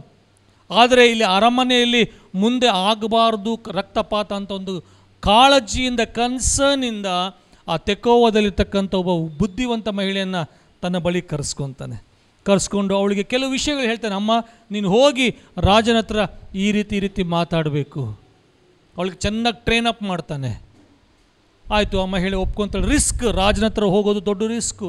ಆ ಥರ ಡ್ರಾಮಾ ಮಾಡೋದು ಭಾಳ ದೊಡ್ಡ ರಿಸ್ಕು. ಏನು ಹೇಳ್ತಾನೆ ಯೋಬ, ಆ ತೆಕೋವ ಸ್ತ್ರೀ, ಅವಳ ಹೆಸರು ಬರ್ತಿಲ್ಲ ಬೈಬಲಲ್ಲಿ, ತೆಕೋವ ಪಟ್ಟಣದ ಸ್ತ್ರೀ ಅಂತ ಬರ್ತದಷ್ಟೇ. ಬಟ್ ಅವಳು ಮಾಡಿದ್ದು ಬಹಳ ದೊಡ್ಡ ಕೆಲಸ. ಬೈಬಲಲ್ಲಿ ಹೆಸರು ಬರೆದಿರ್ತಕ್ಕಂಥ ಭಾಳ ದೊಡ್ಡ ಕೆಲಸ ಮಾಡಿದ್ದಾರೆ. ನನ್ನ ಆಶೆ ಅದೇ, ಸ್ವಾಮಿ ನಮ್ಮ ಹೆಸರು ದೊಡ್ಡದಾಗಿ ಬರಬಾರ್ದು, ಆದರೆ ನಮ್ಮ ಕೆಲಸ ನಿನ್ನ ಮುಂದೆ ದೊಡ್ಡದಾಗಿ ನಿಂತ್ಕೋಬೇಕು. ಸ್ಥಾನ, ಮಾನ, ಪ್ರತಿಷ್ಠೆ, ಹೊಗಳಿಕೆಗಳು, ಸನ್ಮಾನಗಳು ಅವಕ್ಕೆ ಭಾಳ ಮಂದಿ ಜೀವಿಸ್ತಾರೆ. ಅರೆ ನೀನು ನಾನು, ನನ್ನ ಆಶೆ ಏನು ಅಂದರೆ ಸ್ಥಾನಮಾನಕ್ಕೋಸ್ಕರಲ್ಲ, ಜನರು ಗುರುತಿಸದೆ ಹೋಗಲಿ, ಜನರು ನಮ್ಮನ್ನು ಹೊಗಳದ ಹೋಗಿರಲಿ, ನಮ್ಮನ್ನ ಏನಂದ್ರೂ ಪರವಾಗಿಲ್ಲ, ದೇವರಿಗೆ ಮೆಚ್ಚುಗೆಯಾಗಿರುವ ಕೆಲಸ ಮಾಡಿದರೆ ಸಾಕು. ನಾವು 5 ರೊಟ್ಟಿ 2 ಮೀನು, ಆ ಚಿಕ್ಕ ಬಾಲಕನ ಹೆಸರು ಯಾರಿಗೂ ಗೊತ್ತಿಲ್ಲ. ನಾಮಾನನ ಕುಷ್ಠರೋಗ ವಾಸಿ ಆಯಿತು, ಆ ಹುಡುಗಿ ಹೆಸರು ಯಾರಿಗೂ ಗೊತ್ತಿಲ್ಲ. ಇಲ್ಲಿ ತೆಕೋವಾದ ಸ್ತ್ರೀ ಹೆಸರು ಯಾರಿಗೂ ಗೊತ್ತಿಲ್ಲ. ಶೂನೇಮೆ ಸ್ತ್ರೀ ಹೆಸರು ಯಾರಿಗೂ ಗೊತ್ತಿಲ್ಲ. ಬೈಬಲಲ್ಲಿ ಅವರು ಚರಿತ್ರೆ ಸೃಷ್ಟಿ ಮಾಡಿದ್ರು ಅವರು. ಹಲ್ಲೆಲೂಯಾ. ಅಲ್ಲಿ ಚಾರೆಪ್ತ ವಿಧವೆ ಹೆಸರು ಬರೆದಿಲ್ಲ, ಆಕೆ ಸೃಷ್ಟಿ ಮಾಡಿಲ್ಲ ಚರಿತ್ರೆಯನ್ನು. ಅನ್ಸಂಗ್ ಹೀರೋಸ್, ಯಾರಿಗೆ ಗೊತ್ತಾಗದೆ ಬಹಳ ಶ್ರೇಷ್ಠವಾದ ಕೆಲಸ ಮಾಡಿದಂಥ ವ್ಯಕ್ತಿಗಳಿವರು. ಆ ತೆಕೋವ ಸ್ತ್ರೀ ಯೋಬನಿಗೆ ಹೇಳ್ತಾಳೆ, ಆಯ್ತಯ್ಯ ನೀನು ಹೆಂಗೆ ಹೇಳ್ತೀವಿ ಹಂಗೆ ಮಾಡ್ತೀನಿ. ತನ್ನ ಲೈಫ್ ರಿಸ್ಕ್ ಅಂತ ಗೊತ್ತಿತ್ತು. ರಾಜನ ಹತ್ರ ಹೋಗಿ ಮಾತಾಡಬೇಕು, ಅದು ಡ್ರಾಮಾ ಮಾಡಬೇಕು. ರಾಜನಿಗೆ ಏನಾದರೂ ನಿಜ ಗೊತ್ತಾಗ್ಬಿಟ್ರೆ ಏನಾನ ಮಾಡ್ಬೋದು, ಅವನು ಗೊತ್ತಿತ್ತು. ಆದರೂ she stood for that challenge ತಗೊಂಡ್ಲು. ಏನು ಚಾಲೆಂಜ್ ಅದು? ರಾಜನ ಹತ್ರ ಹೋಗಬೇಕು, ಗೋಳಾಡಬೇಕು, ಅಯ್ಯ ನಾನೊಬ್ಬ ವಿಧವೆ, ನಾನು ವಿಡೋ, ನನಗಿಬ್ಬರು ಮಕ್ಕಳಿದ್ದರು, ಅದರಲ್ಲಿ ಒಬ್ಬ ಮಗ ಇನ್ನೊಬ್ಬ ಮಗನನ್ನು ಜಗಳ ಮಾಡಿ ಸಾಯಿಸಿಬಿಟ್ಟ. 2 ಮಕ್ಕಳು, ನಾನು ವಿಧವೆ, ನನಗೆ ಯಾರೂ ಇಲ್ಲ, ಒಬ್ಬ ಮಗ ಇನ್ನೊಬ್ಬನನ್ನು ಜಗಳ ಮಾಡಿ ಹೊಡೆದು ಸಾಯಿಸಿಬಿಟ್ಟ. ಈಗ ನನ್ನ ರಿಲೇಷನ್ಸ್ ಎಲ್ಲ ಬಂದು ನನ್ನ ಹತ್ರ ಏನು ಹೇಳ್ತಿದ್ದಾರೆ, ಯಾರು ಬದುಕಿದಾರಲ್ಲ ಅವನು ನಮ್ಮ ಕೈಯಾಗ ಕೊಡ್ರಿ, ಅವನು ಅವ್ರ ತಮ್ಮನನ್ನು ಹೆಂಗೆ ಸಾಯಿಸಿದವರು ಅವನ್ನ ನಾವು ಸಾಯಿಸ್ತೀವಿ ಅಂತ ಬಂದಾರೆ. ಈಗ ಅರ್ಥ ಆಗ್ತಿದೆಯಾ? ಈಗ ದಾವೀದ ಯಾರನ್ನ ಸಾಯಿಸ್ಬೇಕಂತಿದ್ದಾನೆ? ಅಬ್ಷಾಲೋಮನ ಸಾಯಿಸ್ಬೇಕಂತಾನೆ. ಅಬ್ಷಾಲೋಮ ಯಾರನ್ನ ಸಾಯಿಸಿದ್ದ? ಹೌದಾ ಇಲ್ಲ? ಅದನ್ನು ಈ ರೀತಿಯ ಪಿಕ್ಚರೈಸ್ ಮಾಡಿ ಯೋಬ ಹೇಳ್ತಾನೆ ಆ ಹೆಣ್ಮಗಳಿಗೆ, ಅಮ್ಮ ನೀನು ಹೋಗಿ ಈ ರೀತಿ ಹೇಳಬೇಕು. ಆಯ್ತಾ, ನಾನು ಹೇಳ್ತೀನಿ ಹೋಗಿ. ಒಬ್ಬ ವಿಧವೆಯ ಡ್ರೆಸ್ ಹಾಕ್ಕೊಂಡು ಹೋಗಿ ರಾಜನ ಒಂದು ಆರ್ಡಿನೆನ್ಸ್ ಪಡ್ಕೊಂಡು, ಪರ್ಮಿಷನ್ ಪಡ್ಕೊಂಡು ಹೋಗಿ ಗೋಳಾಡ್ಕೊತ, ಅಯ್ಯ ಅದೆಲ್ಲ ನೀವು ಹೋದ್ರೆ ಗೊತ್ತಾಗುತ್ತೆ, ದೊರೆ ನನ್ನ ಮೇಲಿನ ಕರುಣೆ ಇರಬೇಕು. ಏನಮ್ಮ ಏನಾಯಿತು? ಅಯ್ಯ ನಾನೊಬ್ಬ ವಿಧವೆ, ಏನಾಯಿತು ಮುಂದೆ ಹೇಳಮ್ಮ. ಈ ರೀತಿ ನನಗೆ 2 ಗಂಡು ಮಕ್ಕಳಿದ್ರು, ಒಬ್ಬ ಇನ್ನೊಬ್ಬನ ಸಾಯಿಸ್ಬಿಟ್ಟಾನೆ. ಹೌದಾ, ಆಯಿತು, ಏನಾಯಿತು ನೆಕ್ಸ್ಟು? ಈಗ ಅವ್ನು ಯಾವನು ಬದುಕಿದಲ್ಲ ಅವನ್ನ ನಮ್ಮ ರಿಲೇಷನ್ಸ್ ಎಲ್ಲ ಸಾಯಿಸ್ಬೇಕಂತ ಕುಂತಾರೆ, ಅವ್ನು ಹೋಗ್ಬಿಟ್ರೆ ನನಗೆ ವಂಶನೇ ಹೋದಂಗೆ. ಹೌದಾ, ಆಯ್ತು ಬಿಡಮ್ಮ, ನಿನ್ನ ಮನೆಗೆ ಹೋಗಿ ನಾನು ನೋಡ್ಕೊತೀನಿ ಹೋಗು ಅಂತಾನೆ ರಾಜ. ಯಾರೋ ಸಾಮಾನ್ಯ ಪ್ರಜೆ ಬಂದಾಳೆ, ಆಯ್ತಮ್ಮ ನಾನು ಹೇಳಿ ಕಳಿಸ್ತೇನೆ, ನಿನಗೇನಾಗಲ್ಲ ಹೋಗು ಅಂತ ಹೇಳ್ತಾರೆ. ಅಷ್ಟಕ್ಕೆ ಆಕೆ ನಂಬಲಿಲ್ಲ. ಪರ್ಸಿಸ್ಟೆನ್ಸ್. ದೇವರ ರಾಜನ ಸನ್ನಿಧಾನದಲ್ಲಿ ಆಕೆ ಮತ್ತೆ ಹಟ್ಟಿಡಿದು ಮತ್ತೆ 9ನೇ ವಚನ, 10ನೇ ವಚನ, 11, 12 ವಚನ ಚೆನ್ನಾಗಿ ಹೋದರೆ 2ನೇ ಸಮುವೇಲ 14ನೇ ಅಧ್ಯಾಯದಲ್ಲಿ ಅಲ್ಲಿ ಮತ್ತೆ ಹೇಳ್ತಾಳೆ, ಇಲ್ಲ ಒಡೆಯ, ಅಶ್ಯೂರೆನ್ಸ್ ತಗೊತಾಳೆ, ಸ್ವಾಮಿ ನೀನು ಏನು ಮಾಡಬೇಕು? ಇಲ್ಲಮ್ಮ, ನಿನ್ನ ಯಾರೂ ಮುಟ್ಟಂಗಿಲ್ಲ, ನಿನ್ನ ದೇಹದ ಮೇಲೆ ಯಾರು ಕೈ ಬೀಳಲ್ಲ, ನಿನ್ನ ಪ್ರಾಣದ ಮೇಲೆ ಯಾರು ಏನು ಮಾಡಲ್ಲ, ಹೋಗು ಅಂತ ಹೇಳ್ತಾರೆ. ಅಷ್ಟಕ್ಕೂ ಬಿಡಲ್ಲ ಆಯಮ್ಮ. ಮತ್ತೆ ನಾನು ಎಲ್ಲ ಕಂಡೆನ್ಸ್ ಮಾಡಿ ಹೇಳ್ತಾ ಇದ್ದೀನಿ, ಶಾರ್ಟ್ ಮಾಡಿ ಹೇಳ್ತಾ ಇದ್ದೀನಿ. ಮತ್ತೆ ಹೇಳ್ತಾ, ಅಯ್ಯ ಯೆಹೋವನ ಆಣೆ ಮತ್ತು ನಿನ್ನ ಸಿಂಹಾಸನದ ಮೇಲೆ ಆಣೆ, ನಾನು ನೀನು ಪ್ರಾಮಿಸ್ ಮಾಡಬೇಕು ಆ ಹುಡುಗಿಗೆ ಏನಾಗಬಾರ್ದು. ಅಲ್ಲಿಗೆ ರಾಜನಿಗೆ ಗೊತ್ತಾಯಿತು, ಏನು ಎಮ್ಮ ಸಿನಿಮಾ ಎಲ್ಲ ತಂದು ಹುಡುಗನ ತಂದು ನಿಲ್ಲಿಸ್ಬಿಟ್ಟಾಳಲ್ಲ. ಡೌಟ್ ಬಂತು, ಯಾಕಂದ್ರೆ ಅವನು ಕ್ರಿಮಿನಲ್ ಮೈಂಡ್ ಅಲ್ಲ. ನಾನು ಆಗಲೇ ನಿನಗೇನಾಗಲ್ಲ ಹೋಗಮ್ಮ ಅಂತ ಹೇಳಿ ಕಳಿಸ್ದೆ. ಅದಕ್ಕೆ ಬಿಟ್ಟು ನಿನ್ನ ಮಗುಗೆ ಏನಾಗಲ್ಲ ಹೋಗಮ್ಮ, ಇಲ್ಲ ನೀನು ಪ್ರಾಮಿಸ್ ಮಾಡು, ಪ್ರಾಮಿಸ್ ನಿನ್ನ ಸಿಂಹಾಸನ ಮೇಲೆ ಪ್ರಾಮಿಸ್ ಮಾಡು ಅಂತಾಳೆ. ಎಲ್ಲೋ ಏನೋ ತೇಡ ಉಂದಿ. ಅಮ್ಮ ನಾನು ಮಾತು ಕೇಳ್ತೀನಿ, ನಿಜ ಹೇಳ್ತೀಯಾ ಅಂತ ಕೇಳ್ತಾನೆ. ನೀನಾದರೆ ಓಡೇಬಿಡ್ತೀವಿ ಅಲ್ಲಿಂದ. ಈಗ ರಾಜನಿಗೆ ಎಲ್ಲೋ ಸಿಕ್ಕಟ್ಟು ಗೊತ್ತಾಯಿತು, ಸಾಯಿಸ್ಬಿಡ್ಬೋದು, ಜೈಲಿಗೆ ಹಾಕ್ಬೋದು. ಆಯಮ್ಮ ಹಂಗೆ ನಿಂತ್ಕೊಳ್ಳು, ಧೈರ್ಯವಾಗಿ ನಿಂತ್ಕೊಳ್ಳು. ಅಯ್ಯ ಏನು ಹೇಳ್ರಯ್ಯ, ಇದೆಲ್ಲವನ್ನು ನಿನಗೆ ಯಾರೋ ಹೇಳ್ಕೊಟ್ಟಿದ್ದಾರಲ್ಲ, ನಿಜ ಹೇಳು. ಹೌದಯ್ಯ, ಹಿಂಗೆ ಯೋವಾಬ ಹೇಳಿ ಕಳಿಸಿದ್ದಾನೆ, ಈ ರೀತಿ ನಿನಗೆ ಹೇಳಂತ ಹೇಳಿದ್ದಾನೆ. ನೋಡಿ ಎಷ್ಟು ಧೈರ್ಯ ಬೇಕು. ಒಬ್ಬ ಸಾಮಾನ್ಯ ಹೆಣ್ಣು ಮಗಳು ರಾಜನ ಮುಂದೆ ಬಂದು ಎನ್ಯಾಕ್ಟ್ ಮಾಡಿ ಒಂದು ಕತೆ ಸೃಷ್ಟಿ ಮಾಡಿಕೊಂಡು ತಾನು ವಿಧವೆ ಅಂತ ಆ್ಯಕ್ಟ್ ಮಾಡಿ ರಾಜನನ್ನು ಫಸ್ಟು ಸೆಕೆಂಡ್ ಥರ್ಡ್ ಎಲ್ಲಿವರೆಗೆ ಅವನು ಇಳಿಸ್ಕೊಂಬರ್ತಾನೆ ಅಂದರೆ ತನ್ನ ಸಿಂಹಾಸನದ ಮೇಲೆ ಪ್ರಾಮಿಸ್ ಮಾಡೋಷ್ಟು ಬಂದು ಕೊನೆಗೆ ರಿವೀಲ್ ಆಗುತ್ತೆ ರಾಜ ಅದು ನಿನ್ನ ಬಗ್ಗೆನೇ ಮಾತಾಡಿದ್ದಾನೆ ಅಂತೇಳಿ. ಅಂದರೆ ಏನಾಯಿತು, ರಾಜನಿಗೆ ಗೊತ್ತಾಯಿತು, ಓಕೆ ನಾನು ಅಬ್ಷಾಲೋಮನ್ನು ಕೊಲ್ಲಬಾರ್ದು. ಈಗ ಸಿಂಹಾಸನದ ಮೇಲೆ ಆಣೆ ಇಟ್ಟು, ಯಾರಲ್ಲ ರಾಜ, ಅದು ನೀನೇ, ನಿನ್ನ ಮಗನಾದ ಅಬ್ಷಾಲೋಮ. ಅಲ್ಲಿಗೆ ದಾವೀದ ತನ್ನ ಮಗನಾದಂಥ ಅಬ್ಷಾಲೋಮನನ್ನು ಕೊಲ್ಲುವಂಥ ಆಲೋಚನೆ ಬಿಡ್ತಾನೆ. ಅಬ್ಷಾಲೋಮ ವಾಪಸ್ ಬರ್ತಾನೆ. ಇದು ಜರುಗಿದಂಥ ಘಟನೆ. ನಮಗೆ ಇದಕ್ಕೆ ಯಾಕೆ ಬೈಬಲಲ್ಲಿ ಬರ್ತಾರೆ? ಒಬ್ಬ ಅಣ್ಣ ತನ್ನ ತಂಗಿಯನ್ನು ಕಸಿನ್ ಸಿಸ್ಟರ್ನ ಹಾಳು ಮಾಡೋದು ಬೈಬಲಲ್ಲಿ ಯಾಕೆ ಬರೀಬೇಕಾಗಿತ್ತು? ಇವನು ಅವಳ ಸಿನಿಮಾ ಸ್ಟೋರಿ ಇದ್ದಂಗೆ ಐತೆ. ಯಾವುದು ತೆಲುಗು ಸಿನಿಮಾಗಳಿರ್ತಾವಲ್ಲ, ಇವ್ರು ಅವ್ರ ಮನೆ ಜೀಪ್ಗಳು ತೊಗೊಂಡು 10 ಮಂದಿ ಹೋಗಿ ಹೊಡೆಯೋದು ಬಡಿಯೋದು, ಆ ಥರ ಸಿನಿಮಾ ನಮಗೆ ಯಾಕೆ ಬರೀಬೇಕಾಗಿತ್ತು? ನನ್ನ ಜೀವನದಲ್ಲಿ ಸ್ವಾಮಿ ನಮಗೊಂದು 2 ರೀತಿಯ ಕರೆ ಕೊಡೋದು. ಒಂದು, ನೀವು ಯಾರಕ್ಕದು ಯೋವಾಬನಂತ ಆಗಬೇಕು. ಯೋವಾಬ ತಾನು ಮಾಡುವಂಥ ಕೆಲಸ ಸೈನ್ಯಾಧಿಪತಿ ಆದರೂ ಸಹ ರಾಜನ ಮನೆಯಲ್ಲಿ ಮುಂದೆ ಆಗುವಂಥ ದೊಡ್ಡ ರಕ್ತಪಾತದ ಬಗ್ಗೆ ಅವನಿಗೆ ಕಾಳಜಿ ಇತ್ತು. ಸ್ವಾಮಿ ಇವತ್ತು ನಿನ್ನನ್ನು ಯೋವಾಬನಾಗೋದಕ್ಕೋಸ್ಕರ ಕರೀತಾ ಇದ್ದಾನೆ. ನಿನ್ನ ಸುತ್ತಮುತ್ತಲ ಜನ ಎಷ್ಟೋ ಮಂದಿ ಎಡಗೈ ಬಲಗೈ ಗೊತ್ತಿಲ್ಲ ಜನರಿದ್ದಾರೆ. ನಿನ್ನ ರಿಲೇಷನ್ಸಲ್ಲೇ ಎಷ್ಟೋ ಜನ ಇದ್ದಾರೆ. ಎಲ್ಲೋ ಮುಗಿತಾರೆ, ಎಲ್ಲೋ ಡ್ಯಾನ್ಸ್ ಮಾಡ್ತಾರೆ, ಎಲ್ಲೋ ಒಳ್ಳಾಡ್ತಾರೆ, ಏನೋ ವ್ರತ ಮಾಡ್ತಾರೆ, ದೇಹ ದಂಡಿಸ್ಕೊತಾರೆ, ಏನೆಲ್ಲ ದುಡ್ಡು ಖರ್ಚು ಮಾಡ್ತಾರೆ. ಅವರ ಬಗ್ಗೆ ನಿನಗೆ ಕಾಳಜಿ ಇದೆಯಾ? ನಾನು ಬೆಳಿಗ್ಗೆ ಅದನ್ನು ಎಕ್ಸಾಂಪಲ್ ಕೊಡ್ತಾ ಇದ್ದೆ. ನಾನು ಬಹಳ ನಾಚಿಕೆ ಅನ್ನಿಸ್ತದೆ ನಾನು ಹೇಳಿದ ಮೇಲೆ. ನಮ್ಮ ಮನೆ ಹತ್ರ ಒಬ್ಬ ಹುಡುಗ ಇದ್ದ, ಅನಿಲ್ ಅಂತೇಳಿ, ಬಹಳ ಯೌವನಸ್ಥ, ಭಾಳ ಎತ್ತರ ದಷ್ಟಪುಷ್ಟವಾಗಿರೋಂಥ ವ್ಯಕ್ತಿ. ಏನು ಕೆಲಸ ಮಾಡೋದು ಮಾಡ್ತಿದ್ದವನು. ಎಲೆಕ್ಟ್ರಿಕಲ್ ಕೆಲಸ ಮಾಡ್ತಿದ್ದ, ಪ್ಲಂಬಿಂಗ್ ಮಾಡ್ತಾಯಿದ್ದ, ಮೇಸ್ತ್ರಿ ಕೆಲಸ ಅಯ್ಯ ನೀವು ಏನು ಹೇಳಿದ್ರೆ ಮಾಡ್ತೀನಿ ಅಂತ ಇದ್ದ ಅವನು. ನಮ್ಮ ಮನೆ ಮುಂದೆ ಯಾವಾಗಲೂ ಓಡಾಡ್ತಾ ಇದ್ದ.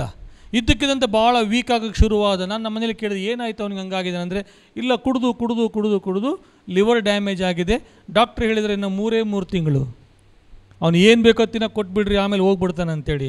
ಮನಸ್ಸೆಲ್ಲೋ ಬೇಜಾರಾಯಿತು. ಒಂದು ದಿವಸ ಹೋಗ್ತಾ ಇದ್ದ, ಏನೋ ಅನಿಲ್ಲ ಹೆಂಗಿದೆಯಾ ಅಂದರೆ, ಪರವಾಗಿಲ್ಲಯ್ಯ ಹಂಗೆ ಅಂತ ಹೇಳ್ದ. ನಾನು ಹೇಳಿದೆ, ನಾನು ನಿಮ್ಮ ಮನೆಗೆ ಬರ್ತೀನೋ, ನಾನು ಅಕ್ಕ ಬಂದು ನಿಮ್ಮ ಮನೆಗೆ ಪ್ರೇಯರ್ ಮಾಡ್ತೀವಿ. ಬರ್ರಿ ಅದಕ್ಕೇನೆ ಅಂತ ಅಂದ. ನಾನು ಹೇಳಿದೆ, ಪ್ರೇಯರ್ ಮಾಡ್ತೀನಿ ನಿಮಗೋಸ್ಕರ, ಯೇಸುಸ್ವಾಮಿ ಮೇಲೆ ನಂಬಿಕೆ ಇಟ್ಕೊಂಡು ಯೇಸುಸ್ವಾಮಿ ನಿನ್ನ ವಾಸಿ ಮಾಡ್ತಾನೆ. ನಮ್ಮ ಮನೆಯಲ್ಲೂ ಹೇಳಿದೆ, ಹೋಗೋಣ ಒಂದು ಸಲ ಹೋಗಿ ಪ್ರಾರ್ಥನೆ ಮಾಡೋಣ. ಆಯಿತು. ಅದು ಹೆಂಗಾಯ್ತಂದರೆ, ಕಿಮಾ ಕಬೀನಾ ಮರಿ ಅಂತ. ನಾವು ಹೋಗಲಿಲ್ಲ, ಅದು ಆಗಲಿಲ್ಲ. ಮನೆ ಹತ್ರನೇ ಅವ್ರ ಮನೆ ಇರೋದು, ಹೋಗಲಿಲ್ಲ. ಹೋಗಬೇಕು ಅವನು ದೂರದಿಂದ ನೋಡಿದ, ಅಯ್ಯೋ ಅನಿಲ್ ಮನೆಗೆ ಹೋಗ್ಬೇಕಲ್ಲ, ಎಲ್ಲೆಲ್ಲ ಪ್ರಸಂಗಕ್ಕೆಲ್ಲ ತಿರುಗಾಡ್ತಾ ಇದ್ದೀನಿ, ಏನೋ ದೊಡ್ಡ ಸೇವಕರಂತೆ ಬಿಲ್ಡಪ್ ಐತೆ, ಅಲ್ಲಿ ನಶಿಸಿ ಹೋಗುವಂಥ ಒಂದು ಆತ್ಮಕ ಬಗ್ಗೆ ನನಗೆ ಕನ್ಸನ್ನು ಬರಲಿಲ್ಲ. ಭಾಳ ನಾಚಿಕೆ ಆಯ್ತು ನನಗೆ. ಒಂದು ದಿವಸ ನೋಡ್ತೀನಿ, ಸಾಯಂಕಾಲ 5 ಗಂಟೆಗೆ ಬ್ಯಾಂಡ್ ಬಾಡ್ಸ್ಕೊಂಡು ಹೋಗ್ತಾರೆ. ಅಮ್ಮ ಯಾರೋ ಸತ್ತೋಗಿರಲಿ, ಹೋಗ್ತಾಯಿದ್ದಾರೆ, ಯಾರೂ ಇಲ್ಲ, ಅನಿಲ್ನ ಹೊತ್ಕೊಂಡು ಹೋಗ್ತಾ ಇದ್ದಾರೆ. ಸತ್ತೋಗ್ಬಿಟ್ಟ. ಅವನು ಹೆಂಡತಿ ತುಂಬ ಚಿಕ್ಕ ಹುಡುಗಿ, ಒಂದು ಮಗು 2.5 ವರ್ಷ, ಇನ್ನೊಂದು ಮಗು 1.5 ವರ್ಷ. ಇವಾಗಲೂ ನಮ್ಮ ಮನೆ ಮುಂದೆ ಓಡಾಡ್ತಾ ಇರ್ತಾರೆ, ಕರಳು ಕಿತ್ಕೊಂಬರ್ತಾ. ಅಯ್ಯೋ ಅವ್ರ ಮನೆಗೆ ನಾನು ಹೋಗಲಿಲ್ಲಲ್ಲ. ಒಂದು ವೇಳೆ ಅವನಿಗೆ ಹೇಳಿದ್ದೆ, ನಾನು ನಿನಗೋಸ್ಕರ ಪ್ರಾರ್ಥನೆ ಮಾಡ್ತೀನಿ, ಯೇಸುಸ್ವಾಮಿ ವಾಸಿ ಮಾಡ್ತಾನೆ, ನಾನು ನಿಮ್ಮ ಮನೆಗೆ ಬರ್ತೀನಿ. ಅವ್ರ ಮನೆ ನಾನು ಹೋಗಿದ್ದರೆ ಒಂದು ವೇಳೆ ಏನಾದರೂ ಆಗ್ತಿತ್ತೇನೋ. ಇರ್ರಿವರ್ಸಬಲ್, ಏನೂ ಮಾಡೋಕ್ಕಾಗಲ್ಲ. ಬೆಳಗ್ಗೆ ನಾನು ತರಕಾರಿ ತರಕ್ಕೆ ಹೋದಾಗ ಅವ್ರ ಹೆಂಡತಿ ನೋಡಿದೆ, ಒಂಥರ ಮನಸ್ಸೆಲ್ಲ ಬೇಜಾರಾಯಿತು. ಅವ್ರ ತಾಯಿನ ನೋಡಿದೆ, ಮನಸ್ಸು ಅಯ್ಯೋ ಅವ್ರ ಮನೆ ನಾನು ಹೋಗಲಿಲ್ಲ. ಅಂಥ ಘಟನೆಗಳು ನಿಮ್ಮ ಸುತ್ತಮುತ್ತಲು ಎಷ್ಟು ಜರುಗ್ತಾ ಇದ್ದಾವೆ? ಯಾರು ಅದಕ್ಕೆ ಹೊಣೆ? ಯೋವಾಬ ಅರಮನೆಯಲ್ಲಾಗುವಂಥ ರಕ್ತಪಾತದ ಬಗ್ಗೆ ಅವನಿಗೆ ಕನ್ಸರ್ನ್ ಇತ್ತು, ಕಾಳಜಿ ಇತ್ತು. ನನಗೆ ಯಾಕೆ ಬಿಡು, ರಾಜ ಏನನ್ನ ಮಾಡ್ಕೊಳ್ಳಿ, ಇಲ್ಲ ಮುಂದೆ ಇಲ್ಲಿವರೆಗೇನು ಅನಾಹುತ ಆಯಿತು, ಆಗೋಯ್ತು. ಅಲ್ಲೊಂದು ರೇಪ್ ಕೇಸ್ ಆಯಿತು, ಅಲ್ಲೊಂದು ಮರ್ಡರ್ ಆಯಿತು, ಆಗೋಯ್ತು. ಮುಂದೆ ಆಗಬಾರ್ದು. ಇಲ್ಲಿವರೆಗೂ ನಿಮ್ಮ ಸುತ್ತಮುತ್ತಲ ಮನೆಯಲ್ಲಿ ಎಷ್ಟೋ ಜನ ಯೇಸುಸ್ವಾಮಿ ನಮ್ಮಂತೆ ಸತ್ತೋಗ್ಬಿಟ್ರು, ಆಗೋಯ್ತು. ಇನ್ನು ಮುಂದೆ ಸಾಯಬಾರ್ದು. ಆ ಒಂದು ಭಾರ ನಿನಗಿದೆಯಾ? ಆ ಒಂದು ನೋವು ನಿನಗಿದೆಯಾ? ಆ ಕಾಳಜಿ ನಿನಗಿದೆಯಾ? ಪೌಲ ಹೇಳ್ತಾನೆ, ನಾನು ನಿಮಗೋಸ್ಕರ ಪ್ರಸವ ವೇದನೆ ಪಡ್ತೇನೆ. ಐ ಟ್ರವೇಲ್. ಪ್ರಸವ ವೇದನೆ ಅಂದರೆ ಅಕ್ಕಂದರಿಗೆ ತಂಗಿಯಂದರಿಗೆ ಗೊತ್ತಿರುತ್ತೆ. ಒಂದು ಮಗು ತನ್ನ ಗರ್ಭದಲ್ಲಿ ಹುಟ್ಟಿದಂಥ ಮಗುವನ್ನು ತನ್ನ ದೇಹದಿಂದ ಬೇರ್ಪಡಿಸುವಂಥ ಹೆರುವಂಥ ಸಮಯ ಬಂದಾಗ ದೊಡ್ಡವರು ಹೇಳ್ತಾರೆ, ವ್ಯಕ್ತಿಯ ದೇಹದ ಎಲ್ಲ ಬೋನ್ಸ್ ಅಟ್ ಎ ಟೈಮ್ ಮುರಿದಾಗ ಎಷ್ಟು ನೋವಾಗುತ್ತೋ ಅದಕ್ಕಿಂತಲೂ ಹೆಚ್ಚು ನೋವಾಗುತ್ತೆ ಅಂತ ಹೇಳ್ತಾರೆ ಅಲ್ವಾ? ನಮಗೇನು ಸ್ವಲ್ಪ ಒಂದು ಸ್ಪ್ರೇನ್ ಆಯಿತು ಅಂದರೆ ಬ್ಯಾಂಡೇಜ್ ಹಾಕೊಂಡು 21 ದಿವಸ ಓಡಾಡ್ತಿರ್ತೀವಿ ಬಳ್ಳಾರಿಯಲ್ಲಿ, ಹೌದಾ? ಒಂದು ಫ್ರ್ಯಾಕ್ಚರ್ ಆದ ಹಿಂಗೆ ಕೈ ಇಟ್ಕೊಂಡು ತಿರುಗಾಡ್ತಾ ಹಿಂಗೆ ಕೂತ್ಕೊಂಡು ಹಿಂಗೆ ಬಿಲ್ಡಪ್ ಕೊಡ್ತಿರ್ತೀವಿ. ಆ ಹೆಣ್ಣು ಮಗಳು ತನ್ನ ದೇಹದಿಂದ ಒಂದು ಅಂಶ ಹೊರಗಡೆ ಕಿತ್ಕೊಂಡು ಬರುವಾಗ ಇಡೀ ದೇಹದ ಮೂಳೆಗಳೆಲ್ಲ ಒಂದೇ ಸಲ ಮುರಿಯುವಂಥ ನೋವು ಎಷ್ಟು ಕಷ್ಟ. ಅದಕ್ಕಿಂತಲೂ ಹೆಚ್ಚು ಪ್ರಯಾಸ ಪಡ್ತಾರಂತೆ ಪೌಲ. ಯಾರಿಗೋಸ್ಕರ? ಒಂದು ಆತ್ಮ ಯೇಸುವಿನಲ್ಲಿ ರಕ್ಷಣೆ ಹೊಂದೋಕ್ಕೋಸ್ಕರ. ಒಂದು ಆತ್ಮಕ್ಕೋಸ್ಕರ ಅಷ್ಟು ಕಷ್ಟಪಡುವಾಗ ನೀನು ನಾನು ಎಷ್ಟರ ಮಟ್ಟಿಗೆ ಕಷ್ಟಪಡ್ತಾ ಇದ್ದೀವಿ? ನಶಿಸೋಗುವಂಥ ಆತ್ಮಗಳ ಬಗ್ಗೆ ನಮಗೆ ಭಾರ ಇಲ್ಲ. ಇವತ್ತು ನೋಡ್ತಾ ಇದ್ದಾರೆ, ಏನೇನೋ ಹಬ್ಬಗಳು ಮಾಡ್ತಾ ಇದ್ದಾರೆ, ಏನೆಲ್ಲ ಡ್ಯಾನ್ಸ್ ಮಾಡ್ತಾ ಇದ್ದಾರೆ, ಏನೋ ಹರಕೆ ತೀರಿಸ್ಕೊತಾರೆ, ಏನೋ ಹೇಳ್ತಾರೆ. ನಾವೇನು ಹಬ್ಬ ನಾವ್ರಂತ ಅಲ್ಲಪ್ಪ ಅನ್ನುವಂಥ ಒಂದು ಬಿಲ್ಡಪ್ಪಲ್ಲಿ ನಾವು ಚರ್ಚಿಗೆ ಬರ್ತಾ ಇದ್ದೀವಿ. ಆದರೆ ಆ ಆತ್ಮಗಳ ಬಗ್ಗೆ ಲೆಕ್ಕ ಯಾರು ಕೊಡ್ತಾರೆ? ಅವರು ಸಹ ನಮಗೆ ಸಭೆಗೆ ಸೇರಿದವರೇ, ಕ್ರಿಸ್ತನ ಸಭೆಗೆ ಸೇರಬೇಕಾದವರೇ. ಯೇಸು ಸ್ವಾಮಿ ಅವ್ರಿಗೋಸ್ಕರ ಸಹ ರಕ್ತ ಕೊಟ್ಟಿದ್ದಾನೆ, ಜೀವ ಕೊಟ್ಟಿದ್ದಾನೆ. ನೀನು ನಾನು ಮುಂದೆ ಹೋಗದೇ ಇದ್ದರೆ ಅವರು ಕ್ರಿಸ್ತನ ಸಭೆಗೆ ಸೇರೋದಿಲ್ಲ. ನಾನು ಮತಾಂತರದ ಬಗ್ಗೆ ಮಾತಾಡ್ತಾ ಇಲ್ಲ, ಮಾನಸಾಂತರದ ಬಗ್ಗೆ ಮಾತಾಡ್ತಾ ಇದ್ದೀನಿ. ನಿನ್ನ ಜಾತಿ ಮತ ಬದಲಾವಣೆ ಬೇಕಾಗಿಲ್ಲ, ನನ್ನ ಹೃದಯ ಬದಲಾವಣೆ ಬೇಕು. ಅದಕ್ಕೆ ಕಾರಣ ನೀನಾಗಬೇಕು. ಯೋವಾಬ ತಾನು ಹೋಗ್ಲಿಕ್ಕೆ ಆಗಲಿಲ್ಲ, ಮತ್ತೊಬ್ಬರನ್ನು ಯೋಗ್ಯವಾದಂಥ ಸೂಕ್ತವಾದಂಥ ಎಮಿನೆಂಟ್ ಕೇಪಬಲ್ ಪರ್ಸನ್ನ ಕಳಿಸ್ತಾ ಇದ್ದಾನೆ. ನಿನಗೆ ಎಲ್ಲಿ ರೀಚ್ ಔಟ್ ಆಗೋಕ್ಕೆ ಆಗೋದಿಲ್ಲೋ ಅಲ್ಲಿ ಹೋಗುವಂಥ ಜನರನ್ನ ಕಳಿಸು. ಕಳಿಸದೇ ಇದ್ದರೆ ಹೋಗುವವರು ಹೋಗುವುದು ಹೇಗೆ ಸಾಧ್ಯ ಅಂತ ವಾಕ್ಯದಲ್ಲಿ ಬರೆದಿದೆ. ಕಳಿಸೋದಕ್ಕೆ ನೀನು ಸಿದ್ಧಳಾಗಿರಬೇಕು, ನೀನು ಸಿದ್ಧನಾಗಿರಬೇಕು, ಪ್ರಾರ್ಥನೆ ಮಾಡಬೇಕು. ಅಂಥ ವ್ಯಕ್ತಿಗಳು, ಸ್ವಾಮಿ ಇಂಥ ಪ್ರದೇಶದಲ್ಲಿ ನಾನು ಹೋಗೋಕ್ಕಾಗಲ್ಲ, ಯಾರನ್ನಾದರೂ ಕಳಿಸು ಸ್ವಾಮಿ. ಆ ವೇಶ್ಯವಾಟಿಕೆ ಪ್ರದೇಶ ನಾನು ಹೋಗೋಕ್ಕಾಗಲ್ಲ, ನೀನು ಯಾರನ್ನ ಕಳಿಸು ಸ್ವಾಮಿ. ಇಂಥ ಮನೆಯಲ್ಲಿ ಜಗಳಗಳಾಗ್ತಾ ಇದ್ದಾವೆ, ಕಷ್ಟ ನಡೀತಾ ಇದೆ, ಅಲ್ಲಿ ಬಹಳ ಅನಾಚಾರ ನಡೀತಾ ಇದೆ ಸ್ವಾಮಿ, ನನಗೆ ಹೋಗೋಕ್ಕಾಗ್ತಾ ಇಲ್ಲ, ನನ್ನ ಚಿತ್ತ ಇದ್ದರೆ ನನ್ನ ಕಳಿಸು, ಇಲ್ಲದ ಯಾರನ್ನ ಕಳಿಸ್ತೇವೆ ಕಳಿಸು ಸ್ವಾಮಿ. ಇವತ್ತು ನೀನು ಒಂದು ಮಾತು ಹೇಳ, ಇವತ್ತು ನೀನು ರಕ್ಷಣೆ ಹೊಂದಿ, ಇವತ್ತು ನಾನು ರಕ್ಷಣೆ ಹೊಂದಿದ್ದೀನಿ ಅಂದರೆ ನಿನಗೋಸ್ಕರ ನನಗೋಸ್ಕರ ಯಾರೋ ವ್ಯಕ್ತಿ ಕಣ್ಣೀರಿನಿಂದ ಪ್ರಾರ್ಥನೆ ಮಾಡಿದ್ದಾರೆ.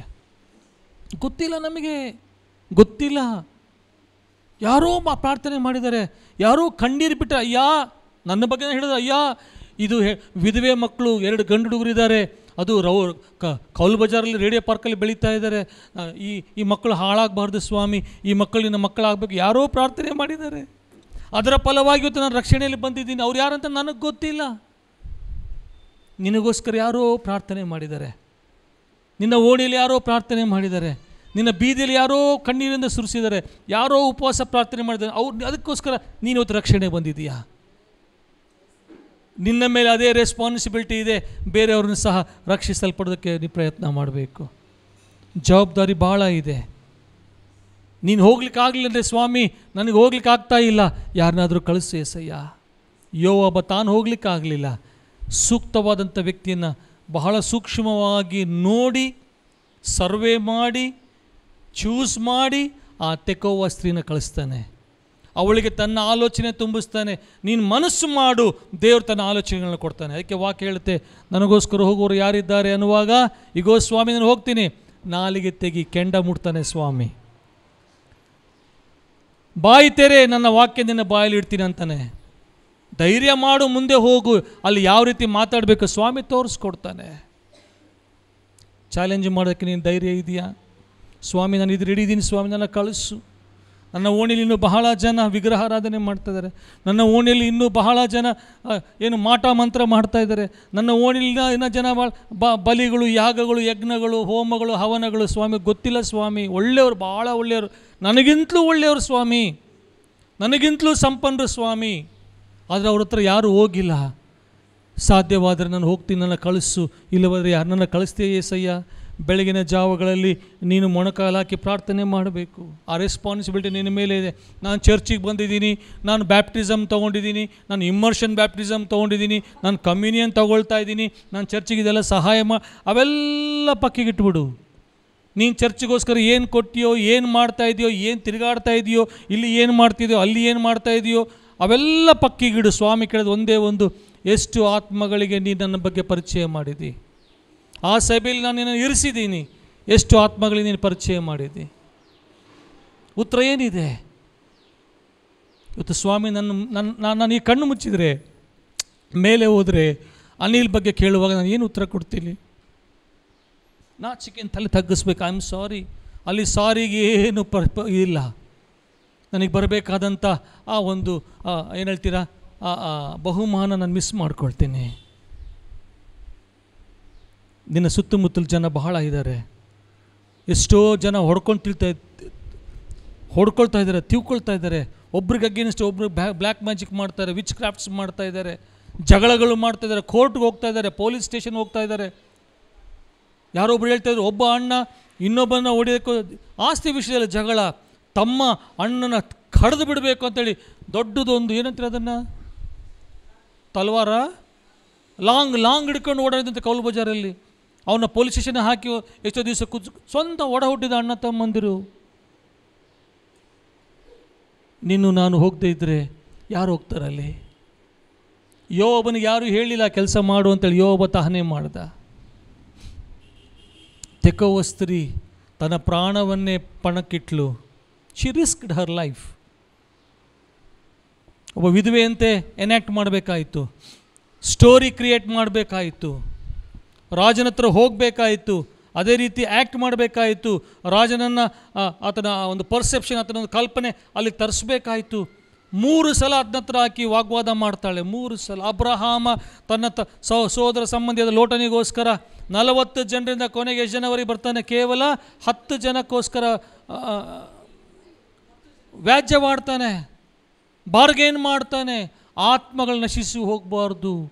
ತಾನು ಸೇಫ್ ಆಗಿದ್ದಾನೆ, ತನ್ನ ಹೆಂಡತಿ ಸೇಫ್ ಆಗಿದ್ದಾಳೆ, ತನ್ನ ಮಗ ಸೇಫ್ ಆಗಿದ್ದಾನೆ. ಅಲ್ಲಿ ಲೋಟನ್ನು ಸುಡ್ತಾರೆ ಅಲ್ಲಿ ಆ ಊರಲ್ಲಿ. ಅಯ್ಯ 40 ಜನ ಇದ್ದರೆ ಬಿಡ್ತೀಯಾ? ಬಾರ್ಗೇನ್ ಮಾಡ್ತಾನೆ ದೇವ್ರ ಹತ್ರ. ನೀನು ಬಾರ್ಗೇನ್ ಮಾಡ್ತಾಯಿದ್ದೀಯ ಸ್ವಾಮಿ ಹತ್ರ ಮಾತಾಡ್ತಾ ಇದೀಯಾ? ಅಯ್ಯ ನಶಿಸಿ ಹೋಗ್ತಾ ಇದ್ದಾರೆ. ನಮ್ಮ ರಿಲೇಷನ್ಸ್ ಎಷ್ಟೋ ಜನ ಇದ್ದಾರೆ, ನಮ್ಮ ಫ್ರೆಂಡ್ಸ್ ಎಷ್ಟೋ ಜನ ಇದ್ದಾರೆ, ಪರಿಚಯದವರು ಎಷ್ಟೋ ಜನ ಇದ್ದಾರೆ, ನಮ್ಮ ಜೊತೆಗೆ ವ್ಯಾಪಾರ ಮಾಡೋರು ಎಷ್ಟು ಜನ ಇದ್ದಾರೆ, ನಮ್ಮ ಆಫೀಸಲ್ಲಿ ಕೆಲಸ ಮಾಡೋರು ಇದ್ದಾರೆ, ದಿನ ಹಲೋ ಚೆನ್ನಾಗಿದ್ದೀರಾ ಅಂಥವ್ರು ಕೂಡ ಭಾಳ ಜನ ಇದ್ದಾರೆ, ಸುಮ್ಮನೆ ಹೋಗ್ತಾ ಬರ್ತಾರೆ ಸ್ಮೈಲ್ ಮಾಡೋರು ಭಾಳ ಜನ ಇದ್ದಾರೆ. ಯಾರು ಕೊಡ್ತಾರೆ ಲೆಕ್ಕ ಅವ್ರಿಗೋಸ್ಕರ? ಸ್ವಾಮಿ ಪ್ರಾಣ ಹೋದರೂ ಪರವಾಗಿಲ್ಲ, ನನ್ನನ್ನು ಕಳಿಸು. ರೆಡಿಯಾಗಿದೆಯಾ? ನಿನ್ನ ಪ್ರಾಣ ಅಷ್ಟು ಬೇಗ ಸ್ವಾಮಿ ತೆಗೆಯೋದಿಲ್ಲ. ಆತನು ತನ್ನ ಭಕ್ತರ ಮರಣವನ್ನು ಅಲ್ಪವೆಂದು ಎಣಿಸುವುದಿಲ್ಲ. ಪ್ರಕಟಣೆ ಪುಸ್ತಕದಲ್ಲಿ ಬರೆದ ಪ್ರಕಾರ ಆ ರಕ್ತ ಸಾಕ್ಷಿಗಳ ಹೆಸರಿನಲ್ಲಿ ನಿನ್ನ ಲಿಸ್ಟಲ್ಲಿ ನಿನ್ನ ಹೆಸರಿದ್ದರೆ ಮಾತ್ರ ಜನರು ನಿನ್ನ ಪ್ರಾಣವನ್ನು ತೆಗೆಯೋಕ್ಕೆ ಸಾಧ್ಯ, ಇಲ್ಲಾಂದರೆ ಇಂಪಾಸಿಬಲ್. ಆತ ಇಷ್ಟು ನಂಬರ್ ಅಂತ ಬರ್ದಾನೆ, ಇಂತಿಂಥವ್ರದ್ದು ಹೆಸರು ಬರ್ದಾನೆ, ಅವರು ಮಾತ್ರ ದೇವರಿಗೋಸ್ಕರ ಹತಸಾಕ್ಷಿಗಳಾಗ್ತಾರೆ. ಒಂದು ವೇಳೆ ನಿನ್ನ ಹೆಸರು ನನ್ನ ಹೆಸರಿದ್ದ ದೇವರು ನಮಗೆ ಸ್ತೋತ್ರ, ಭಯ ಇಲ್ಲ. ಇಲ್ಲಿ ಏನಕ್ಕೋಸ್ಕರ ಭಯ? ಪೌಲ ಹೇಳ್ತಾನೆ, ಜೀವಿಸುವುದಾದರೆ ಕ್ರಿಸ್ತನಿಗಾಗಿಯೇ, ಸಾವಾದರೆ ಲಾಭ. ಬರೀ ಅದೇ ಊಟ ಮಾಡಿದೆ, ಆಸ್ತಿ ಮಾಡಿದೆ, ಅಂತಸ್ತು ಮಾಡಿದೆ, ಕುಟುಂಬ ವಿಸ್ತರಣೆ ಮಾಡಿದೆ, ನನ್ನ ದೇಹ ಪೋಷಣೆ ಮಾಡಿಕೊಂಡೆ, ಇದರಲ್ಲೇ ನಮ್ಮ ಆಯುಷ್ಕಾಲ ಹೋದರೆ ನಶಿಸುವಂಥ ಆತ್ಮಗಳಿಗೋಸ್ಕರ ಯಾರಿದ್ದಾರೆ? ಆ ತೆಕ್ಕವಸ್ತಿಗೆ ಏನು ಬೇಕಾಗಿತ್ತು? ಅಯ್ಯ ನನ್ನ ಕೈಲಿ ಆಗಲ್ಲ, ಆ ಎನ್ಯಾಕ್ಟ್ಮೆಂಟ್ ನನಗೆ ಬರಲ್ಲ, ನಟನೆ ಮಾಡೋಕ್ಕಾಗಲ್ಲ, ರಾಜ ಏನಾದರೂ ಹೆಚ್ಚು ಕಡಿಮೆ ನನ್ನ ಪ್ರಾಣ ತೆಗೆದ ಮೊದಲೇ ಭಾಳ ಕೋಪಿಷ್ಟ, ಆತ ಏನಾದರೂ ಗೊತ್ತಾಗ್ಬಿಡ್ತು ಅವ್ರ ಕುಟುಂಬದ ನೀನು ಯಾರು ನನ್ನ ಕುಟುಂಬದ ಬಗ್ಗೆ ಮಾತಾಡೋಕ್ಕೆ, ನನಗೆ ನನ್ನ ಸಂಸಾರ ಇದೆ ಹೇಳ್ಬೋದಾಗಿತ್ತಲ್ಲ. ತನ್ನ ಜೀವವನ್ನೇ ಪಣಕ್ಕಿಟ್ಲು. ಒಂದು ರಕ್ತ ಏನು ಹೇಳ್ತೀರಾ, ಒಂದು ಮರ್ಡರ್ನ, ಒಂದು ದೊಡ್ಡ ಒಂದು ದುರ್ಘಟನೆಯನ್ನು ಆಕೆ ಸ್ಟಾಪ್ ಮಾಡ್ತಾಳೆ. ನೀನು ನಾನು ಆ ತೆಕ್ಕವಸ್ತ್ರಿ ಆಗೋದಕ್ಕೆ ನಾವು ಸಿದ್ಧರಿದ್ದೇವಾ? ಆ ಒಂದು ತ್ಯಾಗಕ್ಕೋಸ್ಕರ ನಾವು ಸಿದ್ಧರಿದ್ದೇವಾ? ಗಣನೆಗೆ ಬಾರದಂಥ ನಮ್ಮನ್ನು ಸ್ವಾಮಿ 100ಕ್ಕೆ 100ರಷ್ಟು ಮಾಡ್ದ. ಯಾವ ಯೋಗ್ಯತೆ ಇಲ್ಲದವ್ರನ್ನ ಸ್ವಾಮಿ ಇವತ್ತು ನಮ್ಮನ್ನ ಇಲ್ಲಿ ಕೂಡಿಸಿದ್ದಾನೆ, ಇವತ್ತು ಇಲ್ಲಿ ನಿಲ್ಲಿಸಿದ್ದಾನೆ. ನಾವು ಯಾವುದಕ್ಕೂ ಯೋಗ್ಯರಲ್ಲ. ಸ್ವಾಮಿ ಹೇಳೋಣ, ಸ್ವಾಮಿ ಆ ಯೋವಾಬನಂತೆ ನನಗೆ ದಿನ ಗ್ರಹಿಕೆ ಕೊಡು ಸ್ವಾಮಿ, ಆತ್ಮಗಳ ಬಗ್ಗೆ ಭಾರ ಕೊಡು. ಆ ತೆಕ್ಕುವ ಸ್ತ್ರೀಯಂತೆ ಸ್ವಾಮಿ ನನ್ನನ್ನು ನಾನು ಪಣಕ್ಕಿಟ್ಟು ರಿಸ್ಕ್ ಮಾಡಿಕೊಂಡು ನಾನು ಮುಂದೆ ಹೋಗ್ತೀನಿ ಸ್ವಾಮಿ. ನೀನು ತೋರಿಸುವಂಥ ಜಾಗಕ್ಕೆ ಹೋಗ್ತೀನಿ, ನೀನು ತೋರಿಸುವಂಥ ಓಣಿಗೆ ಹೋಗ್ತೀನಿ ಸ್ವಾಮಿ, ನೀನು ತೋರಿಸುವಂಥ ವ್ಯಕ್ತಿ ಹತ್ರ ಹೋಗಿ ಮಾತಾಡ್ತೀನಿ ಸ್ವಾಮಿ. ಆಗಿದ್ದಾಗಲಿ ನೀನು ಕಳಿಸು ಸ್ವಾಮಿ, ನಾನು ಹೋಗ್ತೀನಿ. ಮೋಶೆ ಹೇಳ್ತಾನೆ, ಅಯ್ಯ ಜೀವಬಾಧ್ಯ ಪಟ್ಟಿಯಿಂದ ನನ್ನ ಹೆಸರು ತೆಗೆದಾಕು. ಅವನಿಗೆ ಗ್ಯಾರಂಟಿ ಇತ್ತು ಜೀವಬಾಧ್ಯ ಪಟ್ಟಿಯಲ್ಲಿ ಅವನ ಹೆಸರು ಐತೆ ಅಂತೇಳಿ. ಯೆಹೋವ ದೇವರಿಗೆ ಹೇಳ್ತಾನೆ, ಸ್ವಾಮಿ ಜೀವಬಾಧ್ಯ ಪಟ್ಟಿಯಿಂದ ನನ್ನ ಹೆಸರು ಬೇಕಾದ್ರೆ ಅಳಿಸಾಕು. ಈ ಜನರು ಮೇಲೆ ಕರುಣೆ ತೋರಿಸುವಂಥ ದೇವ್ರ ಮುಂದೆ ಅವನು ಮೊರೆ ಇಡ್ತಾನೆ. ಮೊರೆ ಇಡುವಂಥ ಜನರು ಇವತ್ತು ಬೇಕಾಗಿದ್ದಾರೆ. ಪ್ರಸಂಗಗಳು ಎಷ್ಟೋ ಮಂದಿ ಮಾಡ್ತಾರಮ್ಮ, ಹಾಡುಗಳು ಎಷ್ಟೋ ಜನ ಹಾಡ್ತಾರೆ, ಎಷ್ಟೋ ಜನ ವಾದ್ಯಗಳು ಬಾರಿಸ್ತಾರೆ, ಭಯಂಕರ ಕಾನ್ಫರೆನ್ಸ್ಗಳಾಗ್ತವೆ, ಮ್ಯೂಸಿಕಲ್ ಕಾನ್ಸರ್ಟ್ಸ್ ಆಗ್ತವೆ, ದೊಡ್ಡದೆಲ್ಲ ಆಗ್ತದೆ. ಆತ್ಮಗಳಿಗೋಸ್ಕರ ಮೊಣಕಾಲೂರಿ ಪ್ರಾರ್ಥನೆ ಮಾಡುವಂಥ ವ್ಯಕ್ತಿ ನೀನು ಆಗಬೇಕು. ಮುಂದೆ ಮುನ್ನುಗ್ಗಿ ಹೋಗುವಂಥ ವ್ಯಕ್ತಿ ನೀನು ಆಗಬೇಕು. ಯೋವಾಬನಂತೆ ನೀನು ಆಗಬೇಕು. ಆ ತೆಕೋವ ಸ್ತ್ರೀ ಅಂತ ಆಗುವುದಾದರೆ ಮುಂದೆ ಆಗುವಂಥ ದುರ್ಘಟನೆಗಳನ್ನು ತಡೆದು, ಸ್ವಾಮಿ ಇಂಥ ಕೆಲಸ ಮಾಡಿದ್ದೀನಿ ಸ್ವಾಮಿ. ಗ್ರಹಾಮ್ ಸ್ಟೇನ್ಸ್ನ ಸುಟ್ಟರು ಒರಿಸ್ಸಾ ಪ್ರಾಂತ್ಯದಲ್ಲಿ. ಇವತ್ತು ಆಂಧ್ರ ಒರಿಸ್ಸಾ ಆ ಬಾರ್ಡ್ರಲ್ಲಿ ಕುಪ್ಪೆ ಕುಪ್ಪೆ ಕುಪ್ಪೆ ಕುಪ್ಪೆ ಪಾಸ್ಟರ್ಸ್ ಬರ್ತಾ ಇದ್ದಾರೆ. ಎಳೇ ಮಕ್ಕಳು, ಇಬ್ಬರು ಮಕ್ಕಳನ್ನ ಸುಟ್ಟರು ಅಲ್ಲಿ. ಗ್ರಹಾಮ್ ಸ್ಟೇನ್ಸ್ನ ಹತ್ರ ಇಬ್ಬರು ಮಕ್ಕಳನ್ನು. ಅವಮಾನ, ಭಾಳ ಅಮಾನವೀಯದಂಥ ದುರ್ಘಟನೆ ಜರುಗಿತು. ಆದರೆ ಒಂದು ಗೋಧಿಯ ಕಾಳು ಅಲ್ಲಿ ಬಿದ್ದಾಗ ಇವತ್ತು ದೊಡ್ಡ ಫಲವಾಗಿ ಎಷ್ಟೋ ಜನ ಒರಿಸ್ಸಾ ಪ್ರಾಂತ್ಯದಲ್ಲಿ ಸೇವೆ ಮಾಡ್ತಾರೆ. ಜಾನ್ ಟಿಂಡಲ್ ಆತನ ಬೈಬಲ್ನ ಟ್ರಾನ್ಸ್ಲೇಟ್ ಮಾಡಿದಕ್ಕೋಸ್ಕರ ಇಂಗ್ಲೀಷಲ್ಲಿ ಟ್ರಾನ್ಸ್ಲೇಟ್ ಮಾಡಿಬಿಟ್ಟಾನೆ. ಇನ್ನು ಇಂಗ್ಲೆಂಡ್ ಎಲ್ಲ ಬೈಬಲ್ ಬಂದ್ಬಿಡುತ್ತೆ ಅಂತೇಳಿ ರಾಜ ಜಾರ್ಜ್ ಆತನನ್ನು ಊರ ಮಧ್ಯದಲ್ಲಿ ಸುಡ್ತಾ ಇದ್ದಾನೆ. ಯೌವನಸ್ಥ, 30+ ಇದೆ ಅಷ್ಟೇ, ಮೈ ಸುಡ್ತಾ ಇದೆ, ಕಟ್ಟೆ ಹಾಕಿದ್ದಾರೆ ಊರ ಮಧ್ಯದಲ್ಲಿ. ಏನು ಪಾಪ ಮಾಡಿದ್ದ? ಏನೂ ಇಲ್ಲ. ದೇವರ ವಾಕ್ಯಕ್ಕೆ ವಿಧೇಯನಾಗಿ ಬೈಬಲನ್ನು ಲೋಕಲ್ ಲ್ಯಾಂಗ್ವೇಜಲ್ಲಿ ಇಂಗ್ಲೀಷ್ ಭಾಷೆ ತರ್ಜುಮೆ ಮಾಡಿಕೊಟ್ಟ.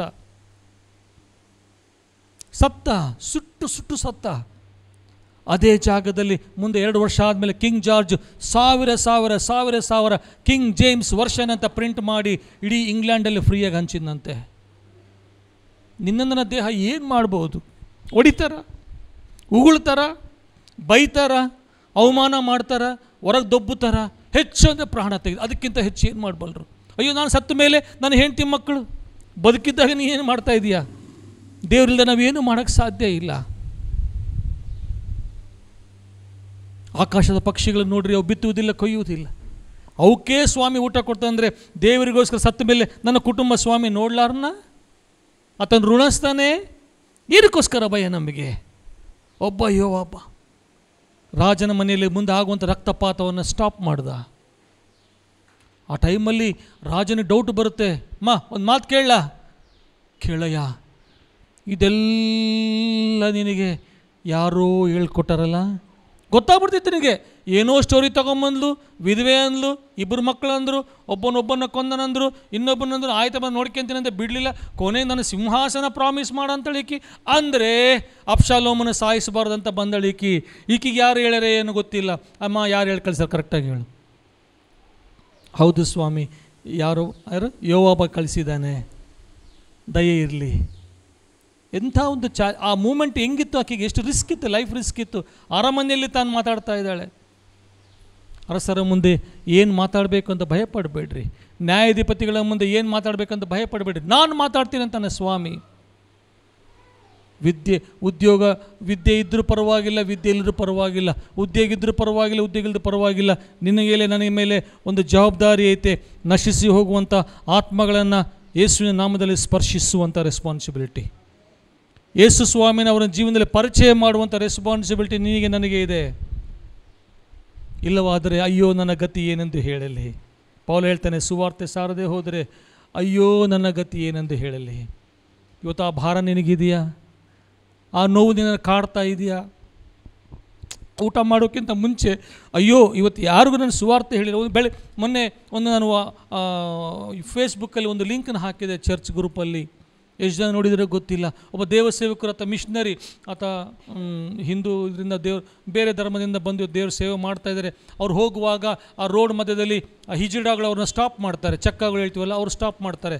ಬಂದು ಚಪ್ಪಾಳೆ ತಟ್ಟಿ ದುಡ್ಡು ಕೇಳ್ತಾರೆ. ಈತ ಗ್ಲಾಸ್ ಇಳಿಸಿ ಹೇಳ್ತಾನೆ, ಅಮ್ಮ ಅಕ್ಕ ಯೇಸು ಪ್ರಭುನ ನಂಬ್ಕೋ, ಯೇಸು ಪ್ರಭು ಅಂದರೆ ಅಯಾ ಮೇಮು ದೇವನ್ ನಮ್ಮಿನಾಮ್, ಮೇಮು ವಿಶ್ವಾಸಲಮೇ ತೊರಲೋ ಬ್ಯಾಪ್ಟಿಸಮ್. ಅಮ್ಮ ದೀಕ್ಷಾಸ್ನಾನ ತೊಗೋಬೇಕು, ಇಷ್ಟೆಲ್ಲ ಬ್ಯಾಪ್ಟಿಸಮ್ ತೊಗೊಳ್ತೀವಿ ಅಂತಾಳೆ ಅಮ್ಮ.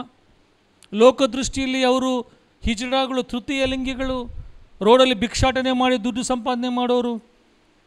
ಈ ಸೇವಕ ಹೇಳ್ತಾನೆ, ಅಮ್ಮ ಯೇಸು ಸ್ವಾಮಿ ನಂಬ್ಕೋ, ಆತ ನಿಜವಾದ ರಕ್ಷಕ ಅಂತ ಗ್ಲಾಸ್ ಇಳಿಸಕಲ್ಕ ಯೇಸು ಪ್ರಭು ಮೇಲೆ ನಂಬ್ಕುన్నామన్నా, యேసు స్వామి నమ్ముకున్నాము, మా దీక్షాస్నానం తీసుకుంటాము.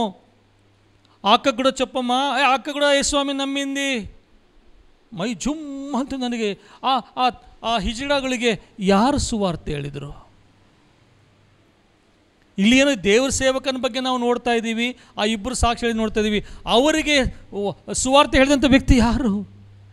ಆ ವ್ಯಕ್ತಿನ ಅಲ್ಲಿ ಹೋಗೋದಕ್ಕೋಸ್ಕರ ಮೊಣಕಾಲ ಮೇಲೆ ಪ್ರಾರ್ಥನೆ ಮಾಡಿದಂಥ ವ್ಯಕ್ತಿ ಯಾರು? ಅನ್ಸಂಗ್ ಹೀರೋಸ್, ಅವರೆಲ್ಲ ಯಾರಿಗೆ ಕಾಣಿಸ್ಕೊಳ್ದಿರ್ತಕ್ಕಂಥ ಜನರು. ಈ ವ್ಯಕ್ತಿಗಳು ರಕ್ಷಣೆಗೆ ಹೋದ್ಮೇಲೆ ಸ್ವಾಮಿ ಅವನಿಗೆ ಹೇಳ್ತಾರೆ, ನೋಡು ಅವತ್ತು ನೀನು ಪ್ರಾರ್ಥನೆ ಮಾಡಿಯಲ್ಲ, ಅವ್ರನ್ನ ಸಮಾಜದಿಂದ ಬಹಿಷ್ಕರಿಸಲ್ಪಟ್ಟವರು ನನ್ನ ಸನ್ನಿಧಾನಕ್ಕೆ ಬಂದಿದ್ದಾರೆ, ಅಂಥ ವ್ಯಕ್ತಿ ನೀನಾಗಬೇಕು. ಮೊಣಕಾಲ ಮೇಲೆ ಪ್ರಾರ್ಥನೆ ಮಾಡುವಂಥ ವ್ಯಕ್ತಿ, ನಶಿಸುವಂಥ ಆತ್ಮಗಳಿಗೋಸ್ಕರ ಗೋಳಾಡುವಂಥ ವ್ಯಕ್ತಿಗಳು, ಆತ್ಮಗಳನ್ನು ಸ್ಪರ್ಶಿಸುವಂಥ ವ್ಯಕ್ತಿ ನೀನಾಗಬೇಕು. ಇಲ್ಲವಾದರೆ ನಮ್ಮ ಜೀವಿತಕ್ಕೆ ಅರ್ಥ ಇಲ್ಲ. ಪ್ರಾರ್ಥನೆ ಮಾಡೋಣ ಕಣ್ಮುಚ್ಚಿ. Thank you Jesus. ಈ ಒಂದು ಕ್ಷಣ ಆಲೋಚನೆ ಮಾಡು. ನೀನು ನಂಬಿದಾಗಿನಿಂದ ಇಲ್ಲಿಯವರೆಗೆ ಎಷ್ಟು ಆತ್ಮಗಳಿಗೆ ನೀನು ಸುವಾರ್ತೆ ಹೇಳಿದಿ. ಸುವಾರ್ತೆ ಅಂದರೆ ಬೈಬಲ್ ಹಿಡ್ಕೊಂಡು ಪ್ರಸಂಗ ಮಾಡೋದಲ್ಲ, ಯೇಸು ಸ್ವಾಮಿನ ಪರಿಚಯ ಮಾಡಿಕೊಟ್ಟು ಯೇಸು ಯಾರು ಅಂತ ಹೇಳಿದೀಯಾ? ಎಷ್ಟು ಜನ ಕೇಳಿದೀಯಾ ನೀನು? ಒಂದು ಕ್ಷಣ ಆಲೋಚನೆ ಮಾಡು. ಆತ್ಮದೇವರಿಗೆ ನೀನು ಸಾಕ್ಷಿ ಕೊಡು, ಉತ್ತರ ಕೊಡು.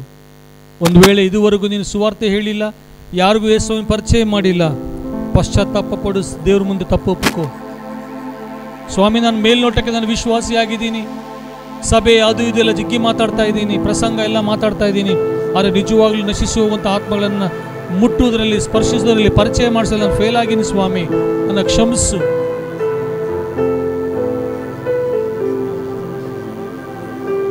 Thank you Jesus. ನಿರ್ಣಯ ತಗೋ, ಒಂದು ತೀರ್ಮಾನ ಮಾಡು. ಸ್ವಾಮಿ, ಇನ್ನು ಮುಂದೆ ಸ್ವಾಮಿ ಜೀವಿಸುವ ಕಾಲವೆಲ್ಲ ಮತ್ತೊಬ್ಬರಿಗೆ ಸ್ವಾಮಿ ನಿನ್ನ ಪರಿಚಯ ಮಾಡ್ತೀನಿ. Thank you Jesus. ಮಾಡಿದ ಪಾಪವ ನಾ ಮಾಡದಂತೆ, ಲೋಕದ ಆಸೆಗೆ ಬಲಿಯಾಗದಂತೆ,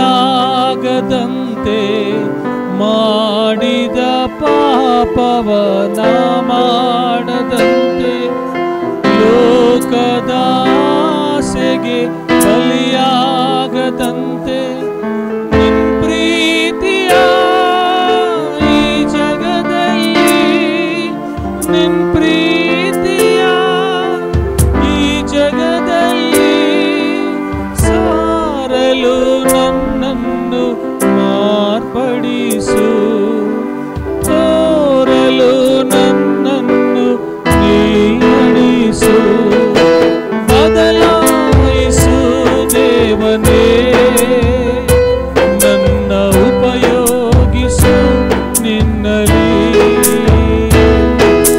ಬದಲಾಯಿಸು ದೇವನೇ, ನನ್ನ ಉಪಯೋಗಿಸು ನಿನ್ನಲ್ಲಿ, ನಿನ್ನ ಪ್ರೀತಿಯ ಜಗಕ್ಕೆ ಸಾರಲು, ನಿನ್ನಾಲಯವ ಕಟ್ಟಲು, ನಿನ್ನ ಪ್ರೀತಿಯ ಜಗಕ್ಕೆ ಸಾರಲು, ನಿನ್ನಾಲಯವ ಕಟ್ಟಲು, ಬದಲಾಯಿಸು ದೇವನೇ, ನನ್ನ ಉಪಯೋಗಿಸು ನಿನ್ನಲ್ಲಿ.